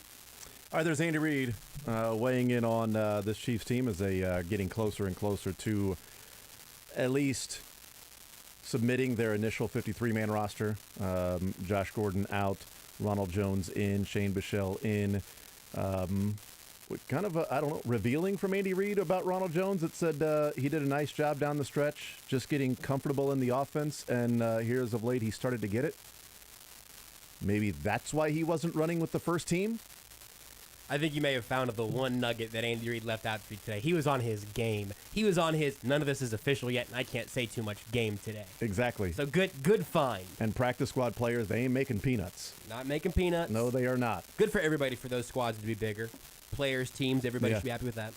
But there was such an unknown about, well, why is Ronald Jones not getting these reps? Why is he didn't even get a carry in the second preseason game. Pacheco's in the game, and where's Rojo? Derek Gore is playing. Where's Rojo? I got a theory for you. Yeah, please. Love theories. The offense is pass protection. That's my hunch. That's my guess. That's something that he's had some issues with already. I don't think he didn't know what hole to run through, right? But as a running back in this offense, you've got to do a little bit more reading than most people probably would expect in terms of what your responsibility is going to be on certain occasions. A absolutely shot in the dark sort of theory, but I wonder if that could be what that is code for right there.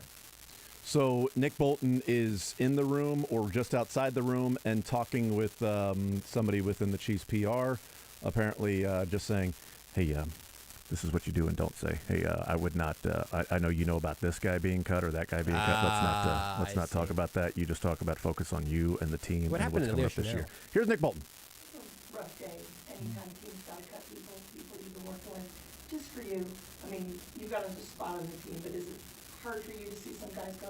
Oh yeah, for sure. Those guys come in every single day and get their hearts out for this team, so we can build, continue to get better every single day. And so it's hard to see those guys go. Wish nothing but the best. They come in every single day and play their hearts out. And that's all you can ask for as a football player, and as a person, as a teammate, as being a Mike linebacker, especially people in my side of the ball. I can speak for. I appreciate that a lot. So I wish nothing but the best going forward. So, how are you approaching this week, getting ready for this? Coach said it's still training camp. Mm-hmm. It's not the game week yet.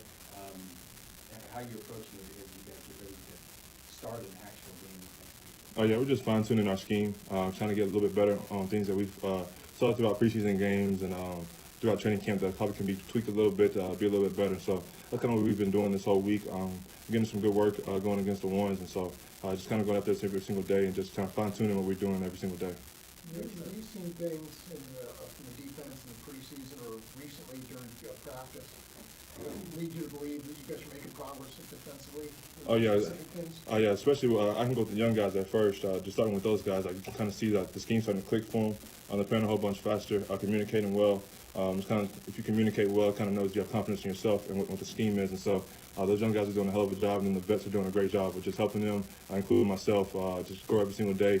They see something that we think that we could see or be a little better at. They make sure they mention it and speak up about it. So we're kind of just having open communication through young guys and vets. Are there some specific examples you can point to illustrate what you're talking about there? I won't go into that deep, but those rookies are doing a hell of a job. On those 6 drives that the first team got, 6 punts, 3 and outs, and it was very efficient. Was there anything on the film that you guys look back on, you went through it and everything that you could critique? Because it seems like there was a lot to like. Oh yeah, it's always something you can critique throughout the football game. Again, we were playing fast, and that kind of playing fast and playing physical kind of messed up for a little bit of mistakes. We could have been cleaner on a couple of things here and there, but overall, I feel like preseason was a great stepping stone for us, and we're ready for the season now. Nick, when you say the scheme's starting to click for younger guys, is it the speed at which they're playing, asking fewer questions? I mean, what makes you say that it's starting? It's actually asking more questions. The more questions you're asking, you learn more. So trying to ask more questions and ask more about the details other than the overall scheme. And so when you fine-tune details and you get everybody thinking the same way, if they see one person do something and they can react a different way, everybody thinking the same way, it makes everybody play faster. Nick, what's it like when people come to you for the answer when you guys are on the field and you're not necessarily obviously the coach, but you're supposed to have that responsibility? What's it like when you know that's sort of your role? It's actually pretty cool. Last year was Hitch did it, so I kind of got to figure out the stuff that makes them play faster. So it's kind of like open communication, just trying to figure out what makes a corner play faster, and they communicate what do they see and what they see stuff from the outside in versus a DN or a D tackle. Maybe it's a verbiage I could use and make them understand something I'm saying quicker or something like that. So just open communication, just learning. Again, it's just year 2 for me, so I'm still learning, still evolving, trying to figure out the best way to be a Mike backer. I'm just going to continue to do that as well. You guys are trying to match obviously what the offense presents and get lined up. How much time do you feel like you have between snaps, obviously hearing the play call from Steve, and then how much time do you really feel like you have to relay those things? I say you probably got about 3 or 4 seconds after you get the play call out to kind of just give out checks and stuff like that. But those guys do a hell of a job throughout the week to actually being involved into the scheme and understand what we're doing. So most of those guys get lined up, we're lined up ready to go. It could be one thing I could just say to just kind of just get somebody lined up or something like that, and then we're good to go. Nick, Willie talked to us last week about how he mentally prepares, for week 1, everything leading up to that. What do you do to prepare for week 1? First off, family. I make sure I talk to my family. We got a couple of days coming off, so I make sure I talk to them, make sure they're doing all good. Other than that, I just relax, kind of watch a little bit of tape, kind of get a little bit ahead if I can, and other than that, though, just rest my mind, rest my soul, play video games. What's your go-to video game? 2K, that's my go-to. Madden, it's okay, but I'm a defensive player, and that's not a Madden game, so. Nick, what was your reaction to the Sky Moore dinner prank? And anything like that ever happened to you? It actually didn't happen to me. Again, I had Hitch as my vet, so he kind of helped me out a lot, though. But I saw it, and I looked at it kind of like that, but I'm glad it was a prank, though.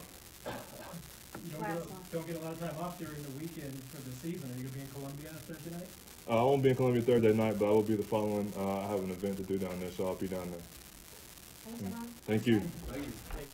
All right, so there's Nick Bolton. We will hear from Sky Moore here in just a second. So trying to figure out all the different roster moves. Colin Saunders has just tweeted out fuel to the fire about 5 minutes ago. Gas emoji to the fire emoji. What does it mean? No idea. Fuel to the fire, like he got cut. Hey, Colin, now he's you barely made the up. squad. You barely made the squad. Get your bleep together. Go prove you belong. All right, fuel to the fire. Colin, we're letting you go. All right, fuel to the fire. Because if Saunders isn't on the team, well, who is? I mean, at defensive tackle, you got Noddy Jones and Turk Wharton. And Saunders. Got to keep 7 quarterbacks and 12 running backs, man. I don't know what to tell you. That's a good point. That's a very good point. Well, they already got rid of, or cut, I shouldn't say get rid of. They already, released Tayon Fleet Davis at running back. Got to bring him back. Is that right? No. He's doing a bit. So Danny Shelton released. Taylor Stallworth released. Oh, and I should point out the other piece of news. Elijah Lee is being released, but he's a vested veteran, so he does not have to clear waivers. He can choose which team to go to. He will be the corresponding move when Blake Bell is placed on the IR. Yes. So Blake Bell makes the 53. Elijah Lee does not. Blake Bell will then be placed on the IR. Elijah Lee will then choose to return to the Chiefs. So Elijah Lee has made the squad. So does that mean Jermaine Carter made the squad? The Texans are releasing Marlon Mack. That's a little bit of a surprise elsewhere in the NFL. That is pretty interesting. Dameon Pierce. All the Dameon Pierce fantasy football owners are like, now all he has to do is beat out Rex Burkhead. I think Dameon Pierce is probably the starting running back for the Houston Texans as a rookie, which most people, when you went into the draft this year, said, what rookie is going to be a definite starting running back? Is it going to be Breece Hall? Is it going to be Kenneth Walker, the second or third, whichever one we're on now? Probably Breece and Dameon Pierce. Maybe Algier. Maybe Tyler Algier. I didn't like how quickly Isaiah you wrote Pacheco. off Rex Burkhead. I had to look up to make sure he was still, in fact, in the league and on the Texans. I just Beautiful. did a fantasy football draft over the weekend. Ah, got it. Knowing that it's Pierce, Burkhead, and Mack there. That's a specific fantasy little Yeah. there that you got. Yeah, I get it. That's exactly right. I understand. That makes sense. So Marlon Mack is out. Elijah Lee is out for the time. He'll be back with the Chiefs when Blake Bell is placed on the IR. That So takes means, us out of the fountain sort of like conspiratorial right. It nature also of it all. it kind of takes it out of the. Are they going to have a fourth tight end of some sort? Will they work the waiver wires and find a fourth tight end? They still could, based on the delays of when those those waiver claims will process. So that's still possible, but maybe a little less likely. Yeah. So we're going to hear from Sky Moore here coming up in just a little bit. But if they release Stallworth, Shelton, and Colin Saunders, I'm not sure who's playing defensive tackle, except for Noddy Jones and Wharton. Probably not Sky Moore. Here's Sky Moore. Hopefully, tell us, what you thought when you saw the $22,000 bill. Man, I don't know what I was thinking. I forgot, but that was probably the best joke somebody's ever played on me in my life. But when I saw it, I was like, that's like a down payment on a house. Like, I can't. And then I'm looking at the table like, there's no way we got $22,000 worth of things. But yeah, it was good. That was just a whole good night. Just good night for the room and brought us closer a little bit. I feel like. When you called your bank, what they tell you, or your financial person? What's crazy is I called them before. I called them before we went. Like, okay, we got to raise the limit, and then 22 was higher than the limit still. So they actually didn't answer. So I called my financial person. So they just had me on the phone doing a whole bunch of crazy stuff. So you were expecting something when you went? I was expecting something, but not that. Okay. Yeah. So did they get to your financial guy and give him the heads up, or did he? Once the real bill came out, I got off the phone with everybody because I didn't even have to pay anything. So that's. The real bill? I think it was like 3,200 or something like that. It was not 22. It wasn't 22. Yeah. But yeah. So did you know going into the night you were going to be paying for it? I thought I was. I didn't end up paying anything. So that was the best part of the night. Marquez says that he hopes that you pass along that tradition to other rookies. Is this something you're looking forward to doing? For sure. I can't wait to do it. For sure. I can't wait to do it. That was definitely like an OG vet move. And it was fun. You gotta wait a while though, for people to remember this, right? Yeah. I got some time anyway. This is an interesting week, right? This is your first time going through watching people get cut and all that stuff. Yeah. What did you learn these few weeks while fewer and fewer guys were at practice about the fragility of this league that you may not be here? Yeah, I learned a lot just seeing how people move during this type of day or this type of week, and really just understanding this is really a business, and you really can't take anything for granted, and go out and put your best stuff on film when you can. Did Josh Gordon have an opportunity to say farewell, and if he did, what was his message to y'all? Yeah. He just he told us good luck.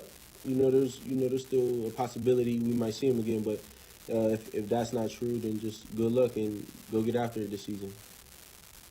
Guy, what are you happy with right now, and what do you feel like you need to work on here moving forward? That's a good question. I feel like I'm happy with where I'm at as far as the playbook and everything, and how comfortable I am at this point. But I also know there's so much more room for me to grow, and so many things for me to unlock as far as being the player I want to be. What's the top of that list right now? Right now, it's just getting back to my normal self, not thinking about anything. I can get the play from the huddle and go and think about how I'm gonna score instead of thinking about what route I have or just thinking too much. Stop. I want to get the thinking out of the whole equation.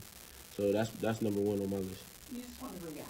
Want to react. That's all I want to do. Want to just go back and act like it's Kalamazoo again. How much closer are you to that now than you were at rookie minicamp? Yeah. Your head was really swimming in. Yeah, for sure. I didn't get to really I didn't get to really showcase a lot in rookie minicamp, but my head was still spinning, just thinking I knew it, but I didn't know. But I'm a ways from that, so it's like I'm far away from home, but I'm not where I want to be yet. So that's just how I look at that. Guys talk about how they have to mentally prepare for week 1. How are you mentally getting prepared with this time that you have off? Yeah, I'm just keep preparing how I've been preparing. Just staying on top of my playbook, staying on top of my conditioning, workouts, and everything. Make sure my hands are right. Just normal preparation. Just I'm really excited about my first week 1 game, and just excited to get the ball rolling. You believe you earned the primary punt returning role, and how did you feel like that went for you in the preseason? I feel like it went good. I'm not sure. I'm not sure about like the primary or secondary or whatever. I'm just trying to work on my ability as a punt returner. I haven't really done it before, and I'm doing a pretty good job. But just stacking the days and getting better every day. Are you taking any time off? You got a few days in there. I gotta take a little time off, but not too much. Probably do something. I'm going back to Kalamazoo for the Western Michigan versus Michigan State game, so that's my time off, and then get back to it. On the returning punts, how much more can you learn in those game reps than you can from all the reps in practice? Yeah, it's different. It's always different in the game. So I feel like the live punts. I feel like Tommy's live punts helped me a lot. Like I just feel like in the game I'm catching punts from Tommy. So it's not too much. It's not too much different. But once the bullets are flying, you start reacting a little bit different. Okay, guys. Thanks, Scott. Yep. Thank you. Thank you. All right, there's Sky Moore. Fun prank. Can't wait to do it to somebody else. And, just trying to get more and more used to the offense to where it's just react. Not thinking or, okay, what am I supposed to be doing here? You hear the play, you know exactly. It's sort of instinctual. It's subconscious. And you just go out there and play and you react to what the defense is doing, where this guy takes a step forward so I can adjust my route there instead of being, thinking on the fly and things which slows you down. So we'll see what Sky Moore ends up doing this year and what he looks like in week number 1. So we'll see if there are any other cuts or moves or anything. There's one right now. Okay. The Chiefs have cut Zane Anderson, according to Ian Rappaport. Not a surprise. Their safeties are going to be Justin Reid, Juan Thornhill, Brian Cook, and Deion Bush. Ian Rappaport tweeted that the Chiefs have cut special teams ace Zane Anderson, received extensive playing time last season. This is one of those fun games of guess if the report is coming from the agent or the team. That's an agent one right there. Special teams ace. That's an agent saying, my client, special teams ace Zane Anderson, who received extensive playing time last season. Yeah. And Jermaine Carter, also just right now from Sam McDowell. Has been released? Has been released. Okay, so that means 5 linebackers. So there's your sort of slightly surprising, less in recent weeks, but from the time that they signed Jermaine Carter, that would have been very surprising to see the deal that he signed ultimately not turn into playing time. I've gone about 17 days thinking that Carter's not going to be on the team. So there's your 5 linebackers when Lee is brought back after Bell is placed on the IR. Willie Gay, Nick Bolton, Leo Chanel, who's in concussion protocol right now, Darius Harris, and Elijah Lee. We'll take a timeout. We'll come back. We'll continue rolling. More Zone next. Follow the show on Twitter at J810Anderson, at JB Brisco, at Beards McFly, and at Sports Radio 810.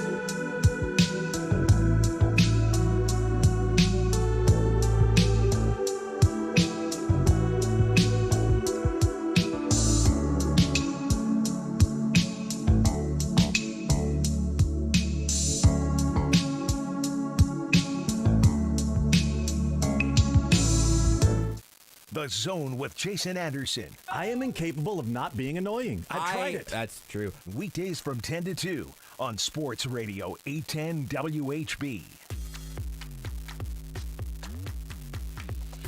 All right, we'll continue right here on Sports Radio 810 WHB. We were talking about quarterbacks and earlier in the show and saying that the Chiefs don't want to play anybody but Patrick Mahomes.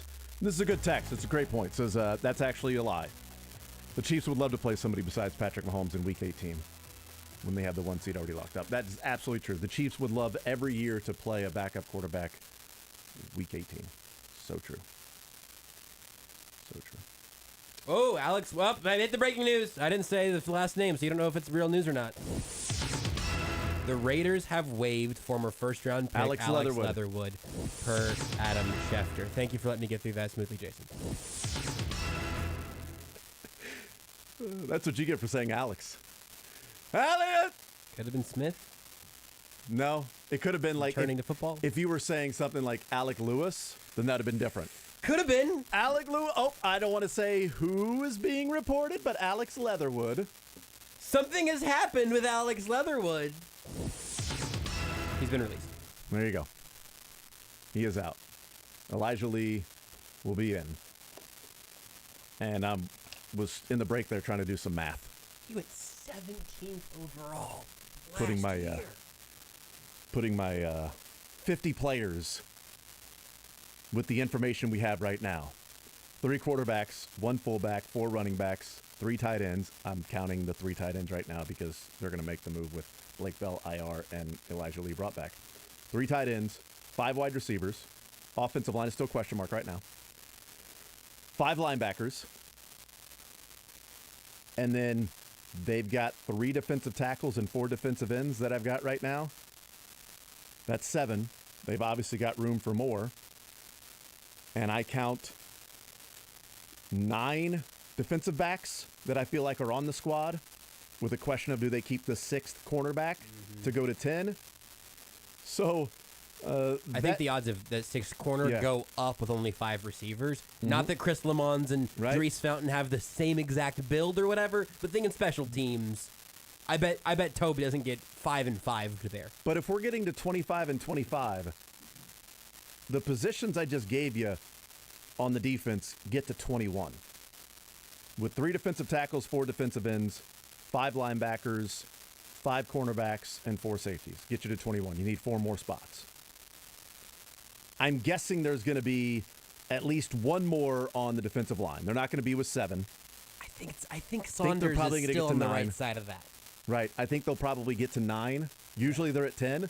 Well, let's say they get to 9. Gotta get to 9. Adam even brought up and said maybe they go 8. If they go Jones, Noddy, Turk, and Colin Saunders, and then Clark, Karlaftis, Dunlap, and Dana, who is the player that you're going, how do you release Malik Herring? How do you let Joshua Kando go? Well, that's where we were back earlier in the show in terms of, hey, let's think about names, not numbers here. If you don't worry too much about 8 or 9, when you get to Herring and Kando, or whoever it may be, what does that actually tell you? The one other thing in terms of, I think, looking at the specific players here is the flexibility/versatility. They do not want to play Mike Dana at defensive tackle the majority of his snaps. Yeah, true. But he can tag in there. No one within the sound of my voice wants Chris Jones to spend the majority of his time at defensive end. That's true. Nope. But he can kick out there if they bring back Danny Shelton, depending on how a game goes, what a sub-package might look like. So versatility in both trenches. This is true for Nick Allegretti and to some extent for Austin Ryder and Mike Dana back on the defensive side, all those guys. Versatility does mean that you can have half a player at defensive tackle and half a player at defensive end if you think that Mike Dana can do some of both of those things.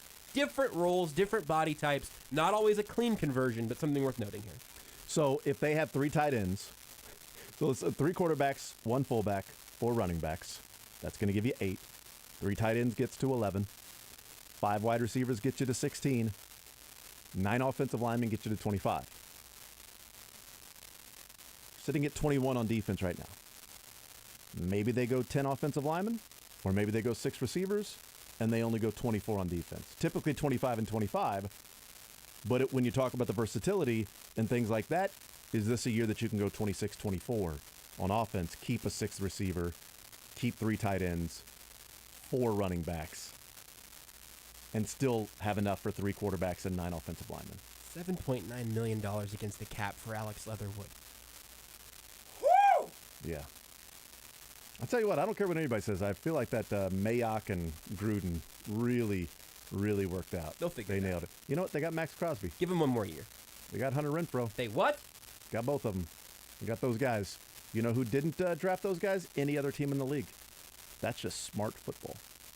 Take the show with you by listening live on 810WHB.com, in the 810 mobile app, or by subscribing to The Zone wherever you get your podcasts.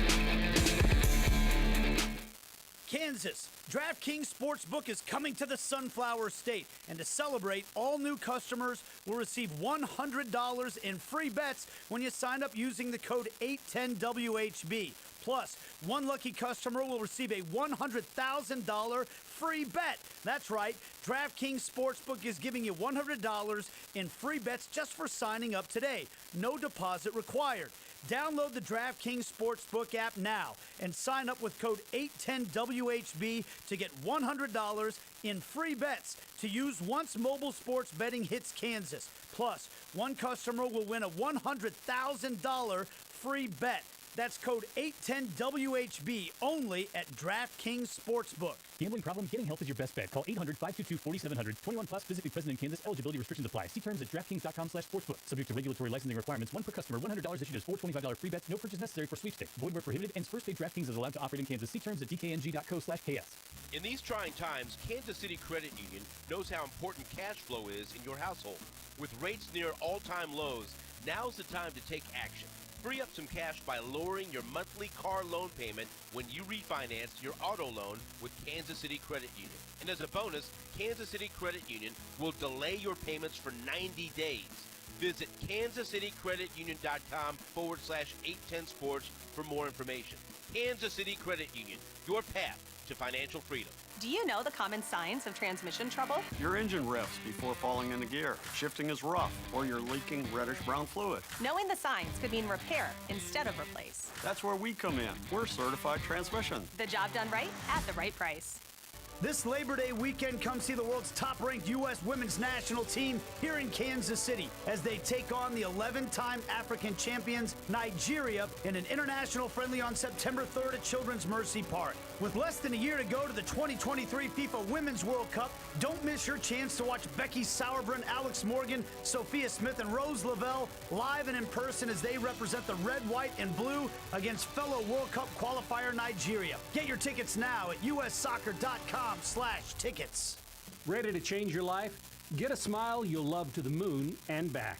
Expert orthodontist Dr. Moon and his friendly team use the latest technology to make your journey fast, precise, and affordable. They invite patients of all ages to experience warm orthodontic care in a family-friendly atmosphere, serving all ages in Olathe and Overland Park while offering the latest technology in orthodontic care. It's Moon Orthodontics. Revolutionize your smile with a free consultation. Visit moonortho.com. Stand up and cheer. He's at the goal line. He is in. Touchdown, Jayhawks. Hail to Old KU. And Kansas will win. Holy cow. Wear your crimson and blue and join us each week for Kansas Jayhawk football. Join us this Friday as the Jayhawks kick off the 2022 season against Tennessee Tech in Lawrence. Pregame begins at 5:30 on your home for Kansas Jayhawk football. You're listening to the home of the Jayhawks, Sports Radio 810 WHB. Do you know anyone who wouldn't drive drunk but would drive high? People who would never drive drunk would drive high. Why? We're taught in schools not to drive while drunk, but we don't really talk about the dangers of driving high. Let's talk about it. What are the dangers? Your decision making becomes impaired, it's not as fast, and it can become deadly very quickly. You're absolutely right. A message from KDOT and your Kansas law enforcement community. We're all charged up and ready to roll. It's the Kansas City Auto Show. September 8th through the 11th at Bartle Hall. Over 3 football fields worth of hard-to-find new vehicles. It's a great place to comparison shop. Buy tickets now at kcautoshow.com and save big. Curious about electric vehicles? The Kansas City Auto Show is a great place to learn about these new technological wonders. You can even test drive vehicles right at the show. For more info and to save on tickets, go to kcautoshow.com. The Kansas City Auto Show. Charged and ready to roll. The Zone with Jason Anderson. You're dumb, but you're not stupid. Weekdays from 10 to 2 on Sports Radio 810 WHB. All right, a few minutes left here in the show on this Tuesday. Very busy Tuesday. All the breaking news and different players coming and going and releases and players making the team and roster construction and all of that. And by 3 o'clock, the Chiefs will have an initial 53-man roster. Now, we know we can already just exchange Blake Bell for Elijah Lee. The Raiders have also waived Alex Leatherwood, former first-round draft pick. They will take a $7.9 million cap hit this year if he is not claimed. I can't imagine somebody would claim him and pick up that contract. So then, after he clears waivers, $7.9 million will be dead money for the Raiders, and he can go somewhere else and sign. Let me just go on record. I'd love for the Chiefs to go ahead and kick the tires on Alex Leatherwood with their offensive line development. One thing that I think Andy Heck changes the game on that. I would absolutely That's the reason. That's Andy Heck, totally. Andy Reid, that offense, their development. That's why I would go the route. I agree. I'm with you. It would cost virtually nothing with you. Wonder what else is going on there, because to say that this guy can't develop under our new administration after 1 year and one offseason program, and yes, dear listener, I do have the hiccups again. I'll get rid of him by 10 o'clock tomorrow. But also to say he can't be one of your 9. One of your 9? He was starting at right tackle and right guard the last couple of years, and now he can't even be a backup. You're just waiving him. So that is something to think about as well. But even if he shouldn't have gone 17th, absolutely, there was talk about early second, late first round, somewhere there with Alex Leatherwood. He was not a undrafted free agent guy that they took in the first round. Okay, this was somebody who was really, the surprise was how soon he went over some others. It's interesting. Wouldn't be opposed at all. Just wonder what else is going on there. Could just be the Raiders being the Raiders. Yeah. Yeah. I would certainly kick the tires on an Alex Leatherwood with the way the Chiefs can coach up some offensive linemen. So we'll see. Seren Petro, the program. Next, keep it locked right here. Sports Radio 810. Heading to